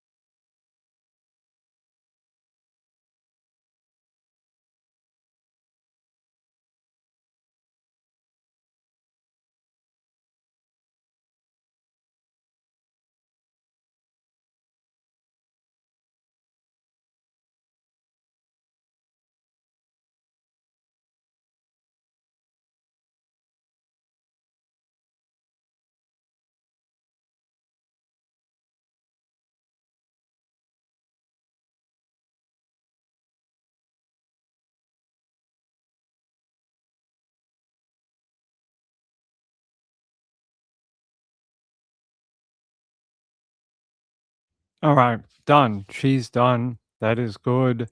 Yeah, I don't know why the flowers. Gail said, obviously the ginger girl just wanted a soul. Maybe. Marlene said, I can buy myself flowers. Kim said, because you bring flowers to a funeral? Maybe. I kind of, while we're over there and I was trying to talk to Mrs. Ping, I tried to look it up and I couldn't find anything. So I don't know. And it's a great thing for a podcaster to tell you that they don't have the answers, but I actually don't. And I'm not sure what on earth they were thinking, but they remain in custody and the judge is not letting them out due to their behavior. So they are going to stay in custody until they go to trial, or until another, you know, until another arrangement can be made that would satisfy the judge. But just really brutal, really, really brutal.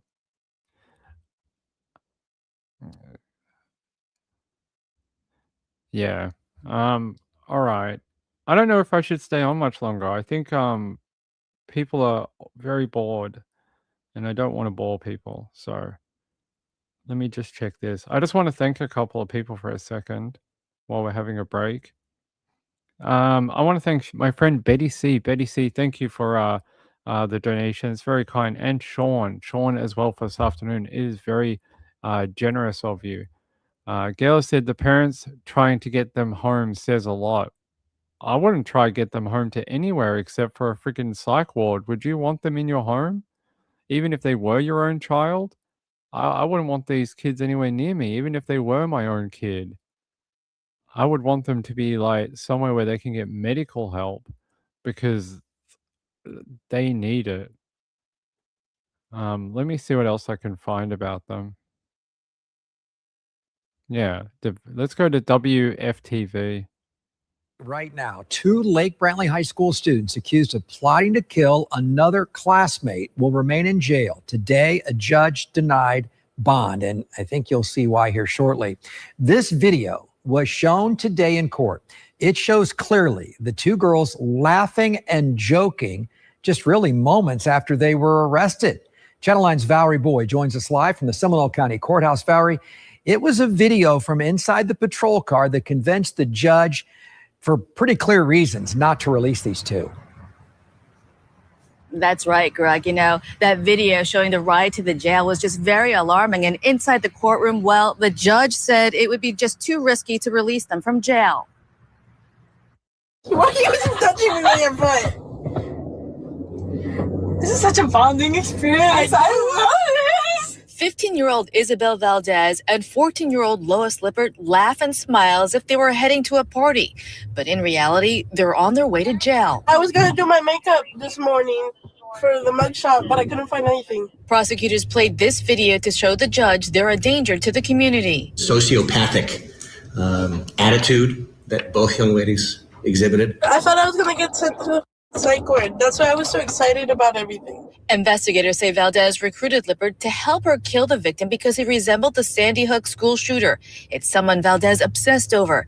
They planned to slit the victim's throat in the school bathroom and drink his blood. I was like, I don't feel guilty for my actions. During the hearing, Lippert's parents took the stand, trying to convince the judge they could watch their daughter at home. The computer that I use for work is already locked down. I can't even access Gmail or Facebook from there. We tried talking to both suspects' parents outside, but they declined. I do feel bad for my mama.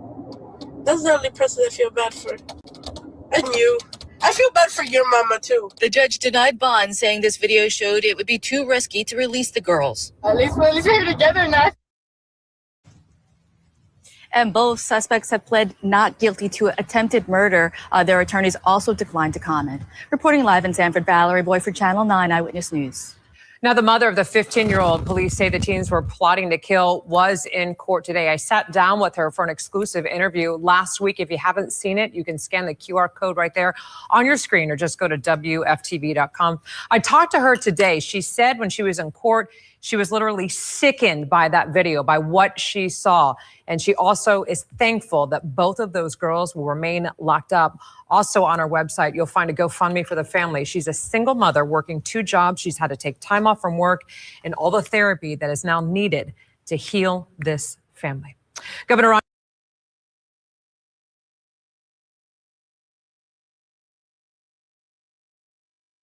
You know, I will keep an eye on that because apparently they're going to be back in court shortly. You know, Mrs. Ping has been, we still have a cabin from a Christmas that we haven't built, and Mrs. Ping is never here on the weekends. And I'm always like, I want to do that on the camera so we can build it together. And we printed out all the instructions. They're like this big. They're like a meter wide so we can follow them. And like every time I do a live show, she's not here. And I was like, you have to be here at some point so we can do it. And she's like, maybe one day I will be. It's just like every time recently, she's not really been here. Or if she is here, she's not very well. Last weekend, she was not very well. And she wasn't in the mood to like sit down and be in front of a camera and do true crime type stuff or build a Kit Kat cabin. She wasn't up to it. But I think she'll do more as we go throughout the year. She wants to do more fun things. Yeah, she wants to do like fun things on the channel. So I don't know what that means, but that's what she wants to do. Well, I don't think he knew. Well, he may have when the other student said something, but I don't think I'm not sure. Did they do a GoFundMe, Danielle? Did the parents do a GoFundMe? Let's have a look. I don't know if the parents did. I don't know what the kid's name is. Is there a way to find out? I don't know if we'd be able to find it, unfortunately. The boy's parents, did they do one? Let's see, Lake Brentley High student.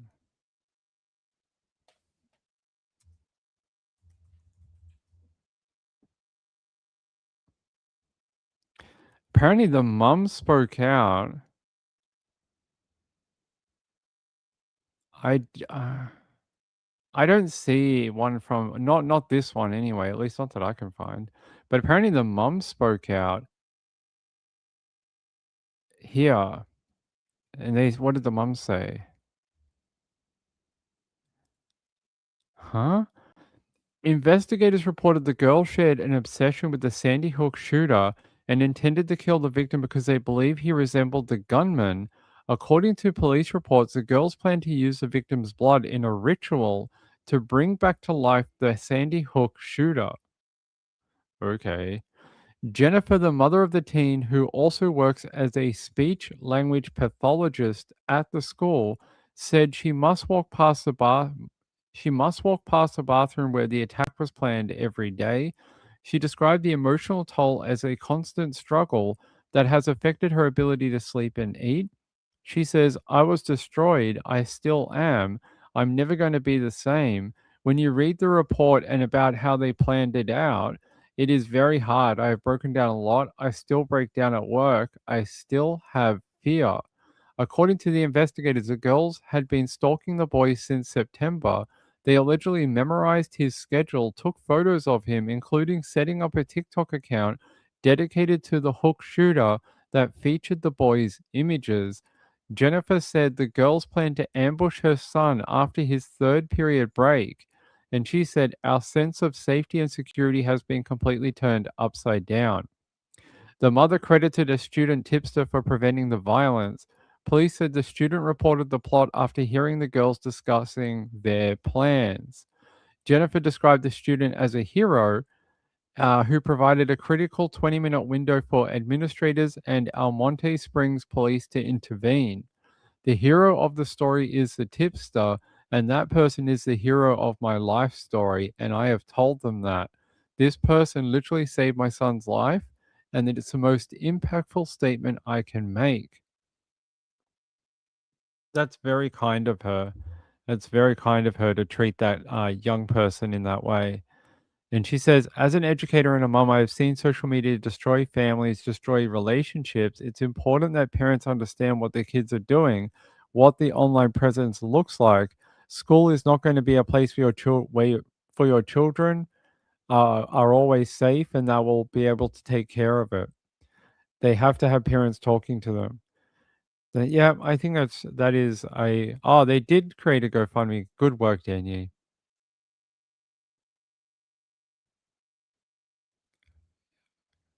Help a Lake Brantley teen heal. I mean, I feel like I'd be a hypocrite if I said anything bad because my whole channel relies on donations. We rely on donations to go to trials. We rely on a whole bunch of nice people to help fund it. Until we get to a point where I don't need it anymore. Like I've always said, if I get to a point where the ads sustain the money that I need to run the channel, I would happily take every freaking link off this channel in a heartbeat because I hate it. It's degrading and it's one of the shit parts of being on YouTube. I hate it with a passion, though. I hate it. Drives me up the wall. Don't like it. Don't like talking about it. Um, I made the channel for true crime, though. Like, I like doing the stories. I like bringing breaking news. I hate the monetary side of it. Um, yeah, I don't know. I think there's a conversation to be had about why does every life event need some sort of fundraising? Like exactly like the things that this family need. I'm sure there are court funds for victims' families, like for things they might need for the court process and if they need an advocate for the courtroom, that type of thing. I'm sure there's funds available for that. Um, I agree that it just seems to be anytime something bad happens, they're like, quick, make a GoFundMe, take a bunch of money from the public. So I mean, I don't know what you do about it. Is it just a part of life now?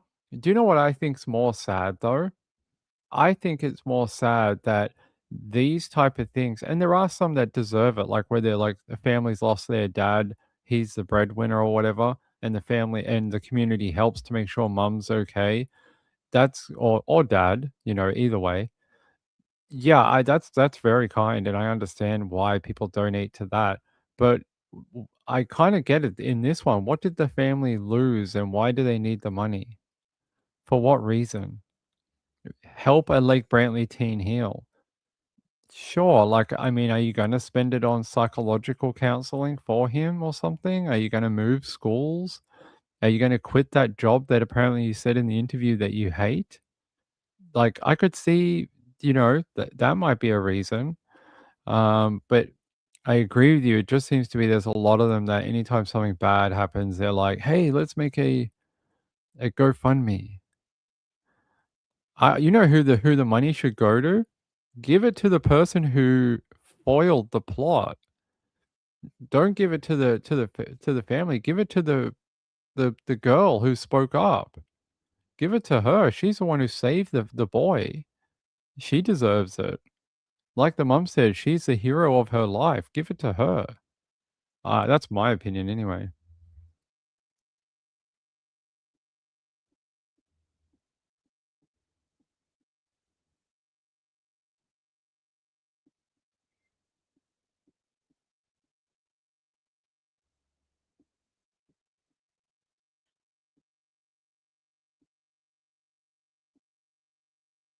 Hmm. So yeah, I get the frustration at it. I really do. Um, so they say here, like many families facing unexpected trauma, we are doing everything we can to help our son heal, regain his sense of safety, and navigate the financial and practical challenges that come with recovery. Fundraise will help with trauma-informed counseling and mental health support for our son, medical care, and recovery-related expenses. What medical care? He wasn't attacked. Lost income and travel related to therapy appointments and court proceedings. There's court funds for that. Academic support while he focuses on healing. Like you're talking about a tutor? Okay. Relocation assistance if it becomes necessary for his well-being. I actually think that I know people would be against moving from a place that they love, like if they love this town, they wouldn't want to move and uproot his life. But it could be that being at that school might re-traumatize him over and over and over, and he could possibly never ever feel safe in that school. What if they release them? What if they do a year in a psychiatric facility and then they let them out? Then what? Because they live locally. Even if they don't welcome them back to the school, what happens if no school takes them and then they're home all the time? They're out in the community. Then what for the kid, for the son? So, yeah, I know the mum works there. So it's like, is it possible that maybe a clean break for the whole family might be a good idea? Maybe moving to somewhere where no one knows him, where those girls wouldn't be able to find him, and then just rebuild. I mean, I don't know what they're thinking of doing, but I could imagine having to go to. She even said going to that workplace every day is traumatizing. I just don't know if that would be a healthy thing to continue for both of them to be re-traumatized every day at that school. It may delay the actual healing for the both of them. Yeah, but I get Danny's point about GoFundMe's. The point I was trying to make. It's sad to me that these type of things tend to make a lot of money. This one actually not that much. And then if you go like this.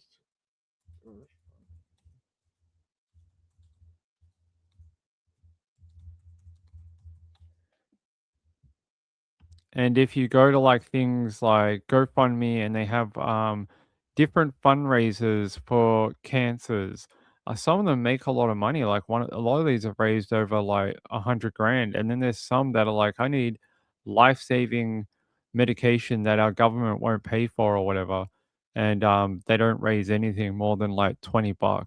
So it makes it a little sad to me. You know, yeah. And then, yeah, so I see a lot of them here. I'm looking at the page. Actually, you guys can look with me. So there's a lot here. Some of them are raised like a lot of money, 80,000. Look at this one. There's that one only raised about 500. On average, a lot of them have raised. Look at this poor kid, 15 years old, bone cancer. Fuck. This lady, stage 4 metastatic breast cancer. Fuck. That's just awful, isn't it? I can't look at it. It'll make me sad. I can't look at it. I can't look at all the people that are going through really messed up medical stuff. Yeah. Danny said, I'm tired of the single mom stereotype. Lots of single moms doing just fine, don't need sympathy. Is she a single mom? Is that what we read? I think Ping is must be tuned out.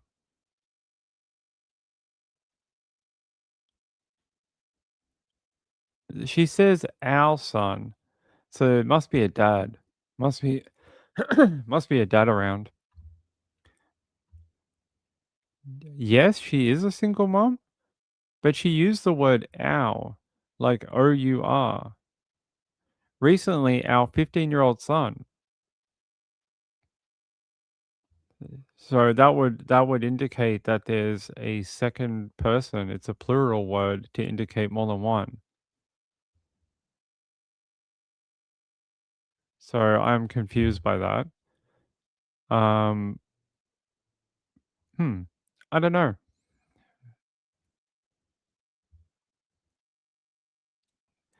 Okay, let's go back. Let's go back. Just really moments after they were arrested. Channel 9's Valerie Boyd joins us live from the Seminole County Courthouse. That's right, Greg. You know, that video showing the ride to the jail was just very alarming. And inside the courtroom, well, the judge said it would be just too risky to release them from jail. To the community. Sociopathic. Lippard to help her kill the victim. Parents took the stand, trying to convince the judge they could watch their dad. I was like, I don't feel guilty for my actions. During the hearing, Lippard's parents took the stand, trying to convince the judge they could watch their daughter at home. The computer that I use for work is already locked down. I can't even access Gmail or Facebook from there. We tried talking to both suspects' parents outside, but they declined. I do feel bad for my mama. That's the only person I feel bad for. And you. I feel bad for your mama, too. The judge denied bond, saying this video showed it would be too risky to release the girls. At least we're here together now. And both suspects have pled not guilty to attempted murder. Their attorneys also declined to comment. Reporting live in Sanford, Valerie Boy for Channel 9 Eyewitness News. Now, the mother of the 15-year-old police say the teens were plotting to kill was in court today. I sat down with her for an exclusive interview last week. If you haven't seen it, you can scan the QR code right there on your screen or just go to WFTV.com. I talked to her today. She said when she was in court, she was literally sickened by that video, by what she saw. And she also is thankful that both of those girls will remain locked up. Also on her website, you'll find a GoFundMe for the family. She's a single mother working. All right, I heard it. It's right at the end. That's why I was on the phone. Okay, I get it. I don't know. Then her spelling is a little off because then she said our 15-year-old son indicates that she has a partner. So I don't know what's with that spelling. She would say, if she was a single mom, she would say my 15-year-old son. I just don't know why it's worded in that way. That's what told me that there was two parents. So I don't know. I'm not sure. Working two jobs as speech pathologist. Yeah, that's strange, right? I would have figured a speech pathologist would make pretty good money. Like they charge like hundreds an hour for their job. I mean, I'm not judging anyone or pocket watching anyone, but I would assume a speech pathologist would make pretty good dough. Warner still said, I didn't donate to James Vanderbeek's family. That's highly, highly insulting. That they're, I mean, I get why people love him, but bro, you were a millionaire. You were in TV, the movie, and I get your cancer treatment was expensive. No, fight about that. I agree. It probably was a lot of money. But he lived a life that 98% of people in America couldn't dream of. Couldn't dream of it. You know, had access to medical care that most of America couldn't dream of. You know, had experiences as a family, you know, lived in properties that half of us probably never see in our lifetimes. And then when he passes away, within hours of him passing away, a GoFundMe goes up and it raised millions. I just don't agree with that. I feel like, you know, while he died young, and I think that is a tragedy, of course, like he must have earned a lot of money off Dawson's Creek and all the other shows that he did.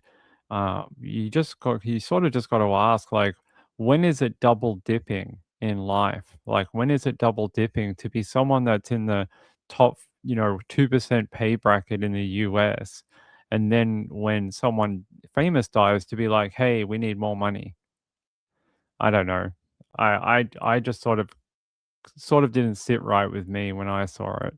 I was like, that seems like, you're like, please can we have some money so we can continue living out our lifestyle that we had when our movie star, TV star partner was alive.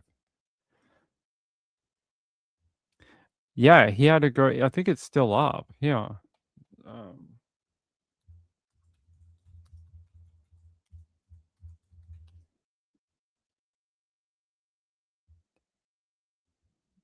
There you go. You can still donate to it. $2.8 million it raised.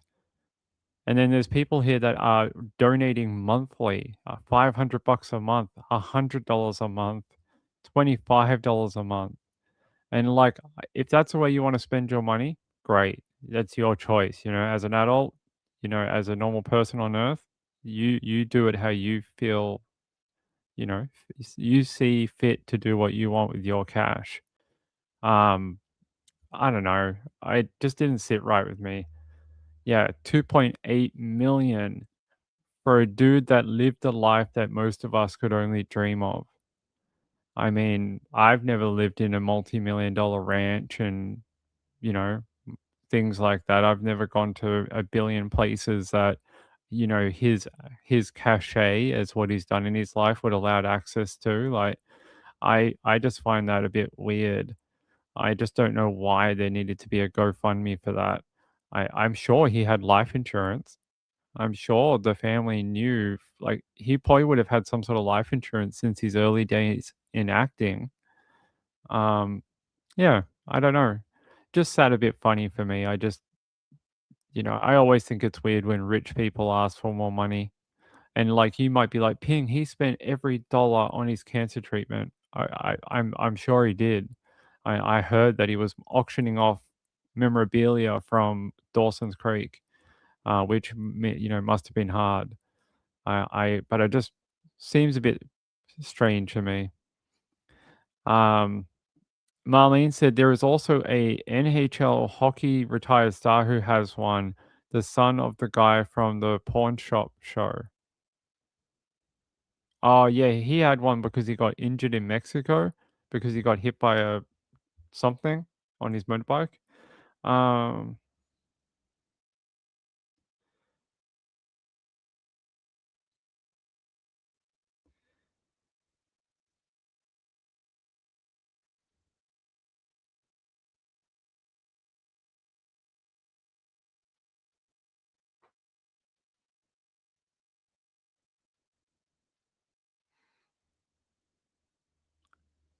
Mrs. Ping says hi. She's just at the chemist getting her medication. She's still on like 8 different medications from her surgery. So we basically live at the friggin' chemist. The chemist knows us like on first name basis now. They call us and be like, "Hey, that medication that you need just came in." They call us now. Yeah, she says hi. She's just at the chemist getting meds. Here, let me stop it from doing that. There we go. Yeah, actually, I want to tell this story while we're talking about things like this. When Mrs. Ping was ill last year, so many people sent flowers, gifts, even some money. People sent some donations and money because that's the only way they felt they could help.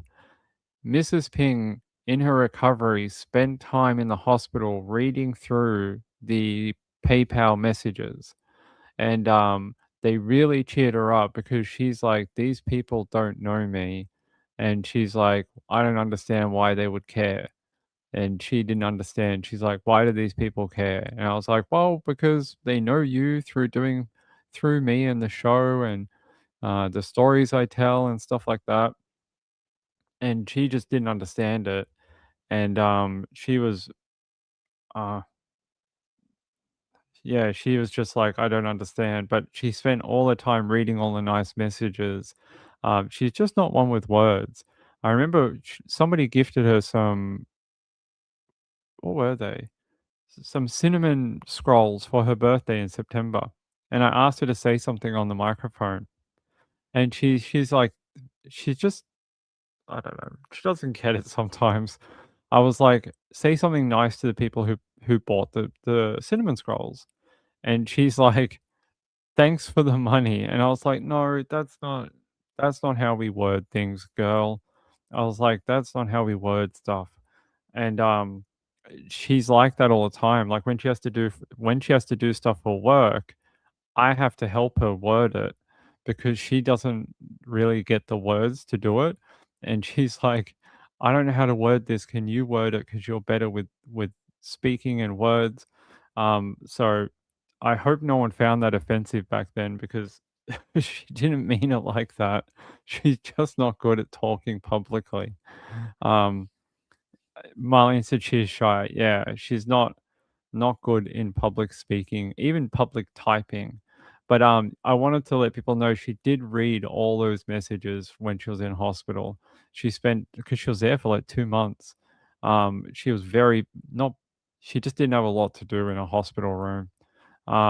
So she spent nights reading it. Every time a new one would come in, she would read them, and she said they helped with her recovery. So, Danny said, "God bless her. I hope her health issues have ended."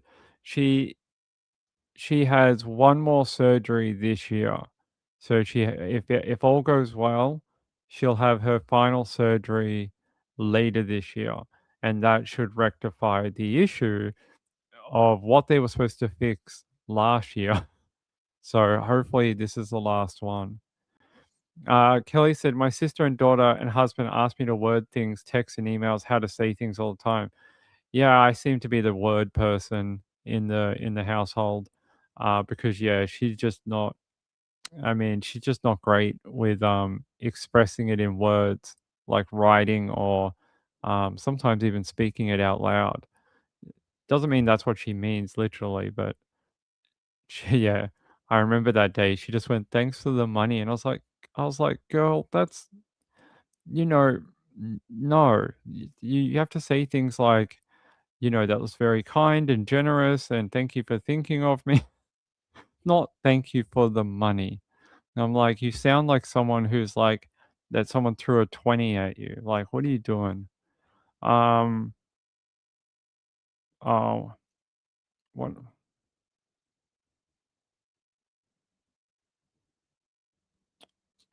And, all right, there you go. Kelly said, saying prayers for Mrs. Ping in her last surgery. I hope so. I hope it's the last one. I really do. I can't go through what we did last year. That was freaking stupid. I can't do that again for months at a time. That was insane, literally. That was awful. I told you guys. Oh, actually, she got a good bill of health the other day. She got a what was it called? She got a blood clot in her arm, but it was right near the neck, like right under it, and she got a blood clot during after her surgery, and it was right near her neck and her ventricle vein or whatever it was. And if it had dislodged, it would have killed her. So they put her on blood thinners, and in December, she had to get a CT scan, whatever the scan is, the MRI, whatever one it was. She had to get a scan on it to see if the blood clot had finally gone. And it is. So she doesn't have to worry anymore. It's gone. But she was on blood thinners for like 6 months to make sure it was gone. Yeah, it was crazy. One day in hospital in bed, her arm blew up to like 3 times the normal size, and it was because she had the blood clot. It was pretty scary. So you imagine this poor girl, she's like on death's door anyway, and then she gets a bloody blood clot in like the worst place, and it was from the PICC line. She had a PICC line in her neck, and it was the PICC line that caused it. They didn't do it right. They punctured the muscle and not the vein, and it ended up leaking blood and stuff into the muscle, and it solidified, and it caused the blood clot. So wasn't her fault. Okay.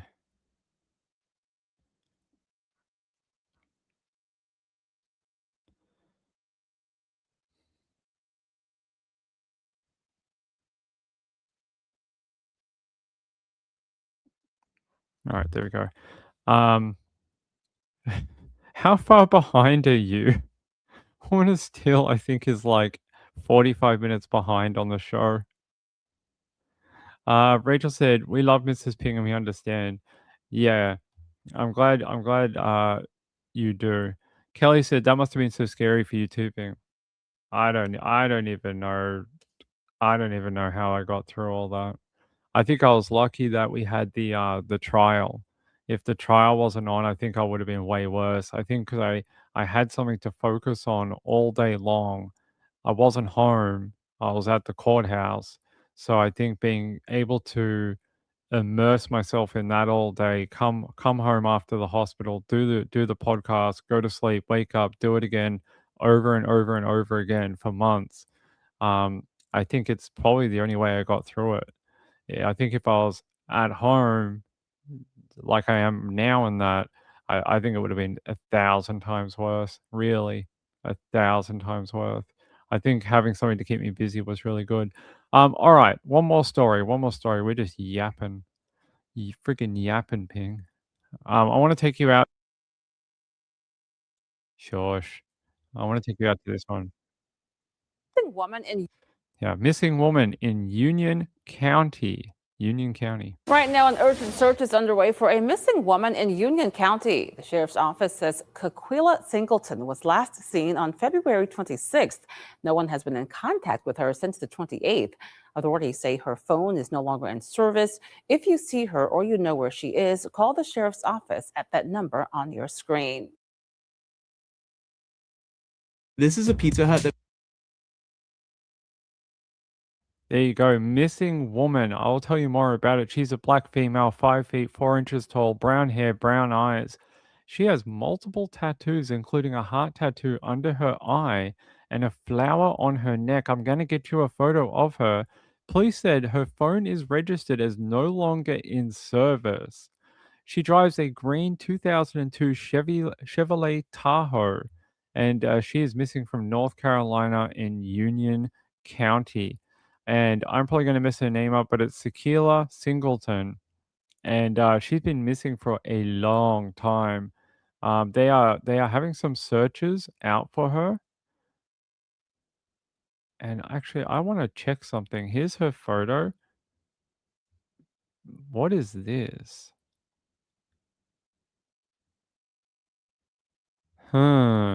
This girl been missing for a while, right? I think she's got a history though. She does. She has a very long history with the police. She robbed a South Carolina pawn shop back in 2017 in Horry County. She's also been picked up before for simple assault and domestic violence. She has been here, I'll show you. Here's the same girl picked up. This was back in July of 25. But she's also she has a long history with the law.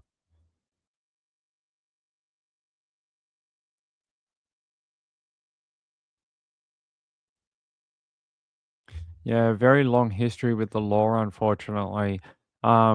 Yeah, robbed a pawn shop in Horry County and arrested an hour later in the supply area by Brunswick County deputies.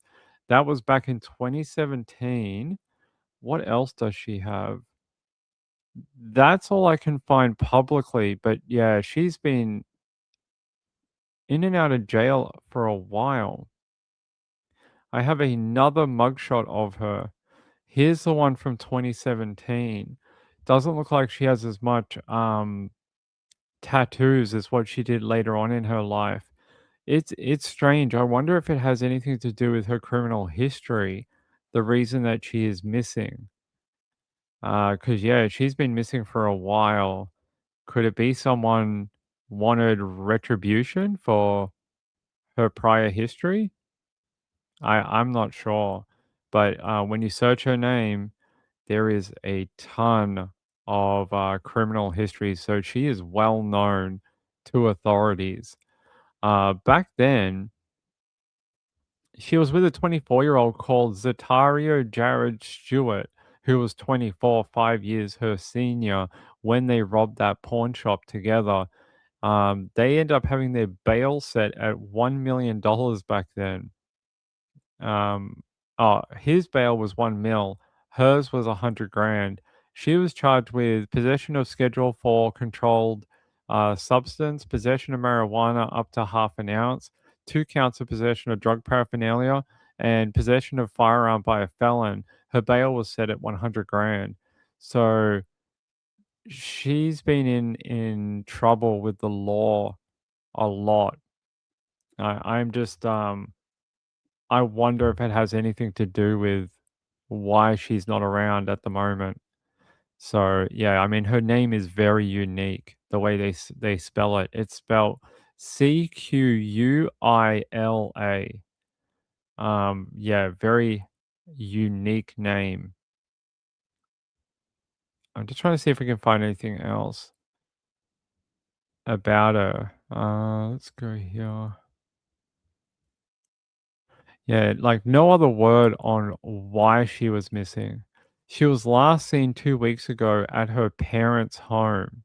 That's the last time she was seen, according to WSOC TV.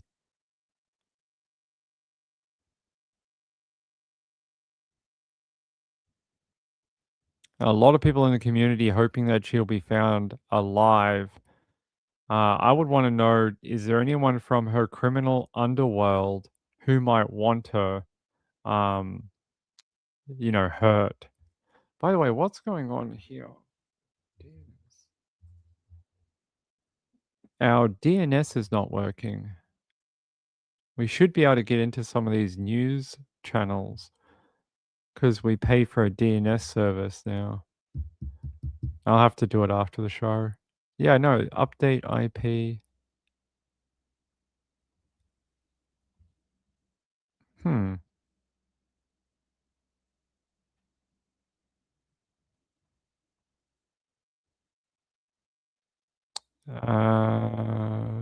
I don't know. I'll have to contact their support because we're getting blocked from some news channels. Yeah. What?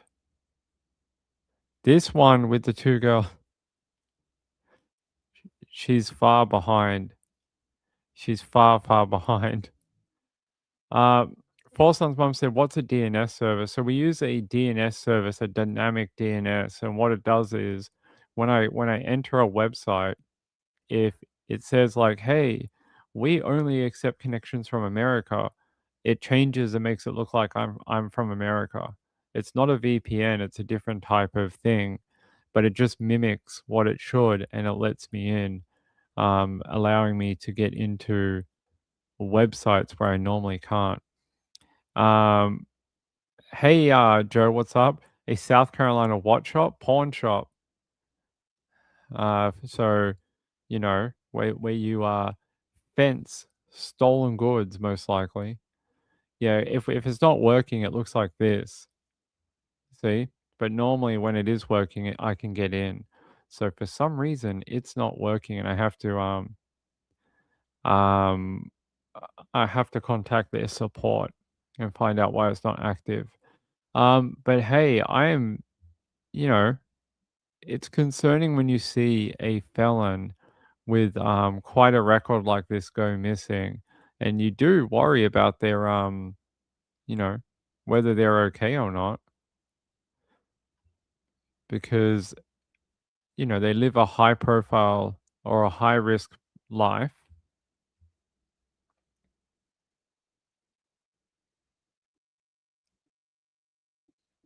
Yeah, they live a high risk lifestyle, have a bit of a marked background, and now she's gone missing from her parents' home. So I don't know what to tell you guys, but Tequila or Sequila? Sequila? I don't know how to pronounce her name, but Keela is the back bit. It's Sequila. Yeah.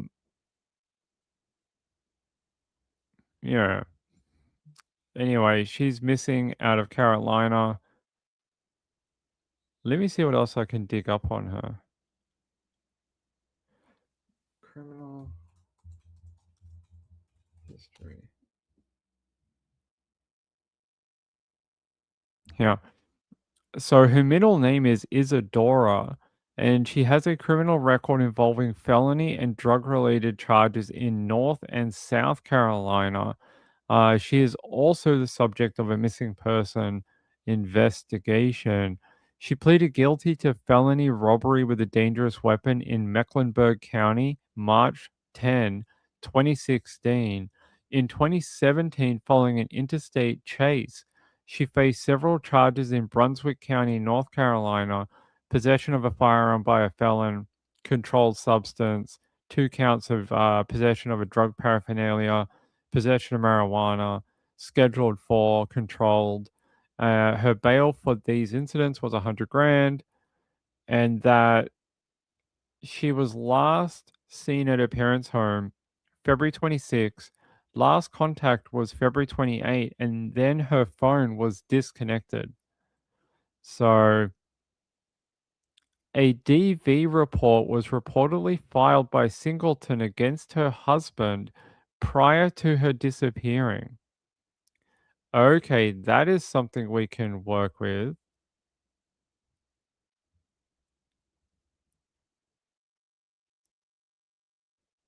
We can work with that.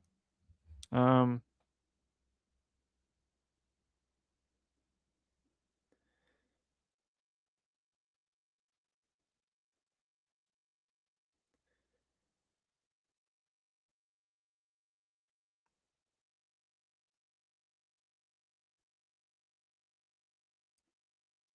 right, let's have a look. Okay, that didn't work. Why not?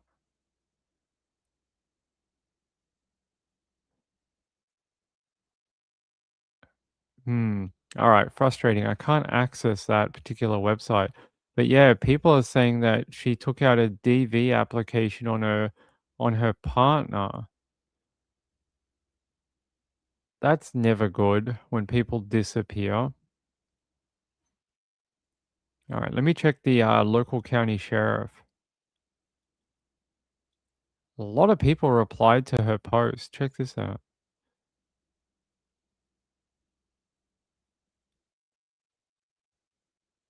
There's a missing girl from Anson County as well. Okay, let's have a look. Missing girl from Anson County.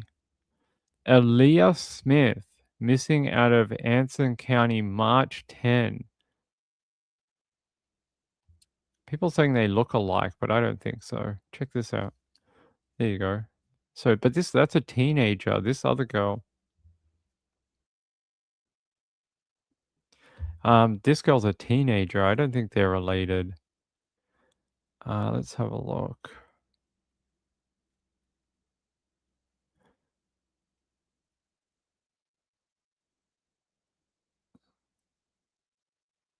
And a lot of people interested locally in her case, but cops are not giving out information. Like, people want to know more about her husband, more about this DV filing, where she might have gone, where she was seen, does she work?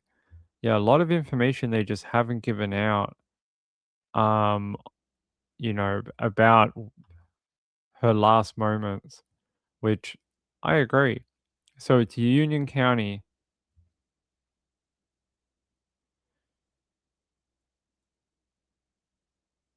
Yeah, Union County. And there's her photo. I don't know. Every time there's a DV report right before someone goes missing, I'm always concerned about, did they take her? Did they kill her first? Did they dump her body? Was there some sort of argument? Tale as old as true crime. But I don't see anything here. Let's have a look.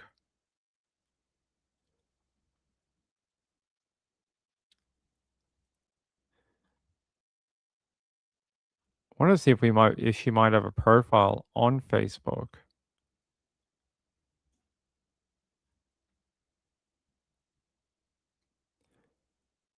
Criminals can be missing people too.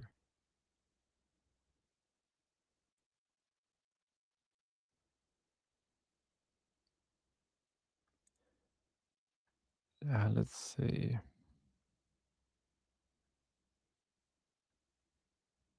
Yeah, I don't see anything on Facebook, not even under a name. A lot of people in the Singleton family, though, seems to be quite a popular last name within the area. A lot of extended family members. But yeah, I don't see anything else. Not even a profile of her. at all, which is strange. I don't know what to tell you, except for I have a lot of questions.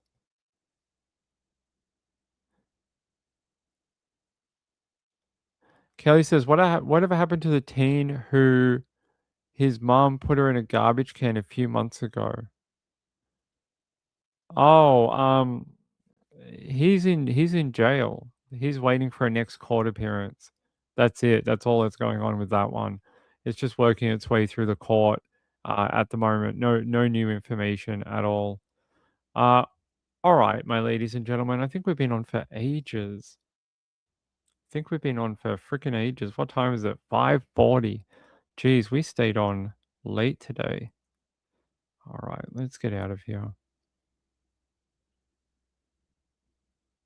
Let me just check some of these things.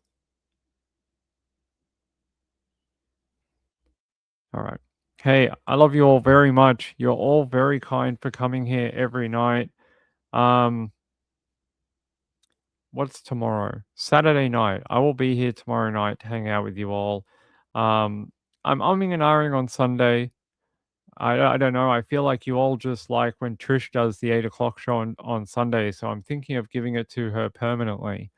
I'm thinking of, we're discussing in the background about just letting her have it for good. So it seems like a lot more people are interested in that. So I would, if that's what everyone's interested in, I'd rather her have it. So where we're seeing, we're sort of playing by ear. Joe says, cheers for 2 months. It seems longer. Thanks, buddy. I appreciate it. Thanks for the 2 months and many gifted memberships from Joe. All right. I will see you tomorrow. Have fun out there. Keep looking for missing people and don't become a missing person yourself. That would not be good. I will see you tomorrow. My cat is here. What's wrong? You just want food? I think he just wants food. Hey, buddy. All right. See you then. Good night. Bye.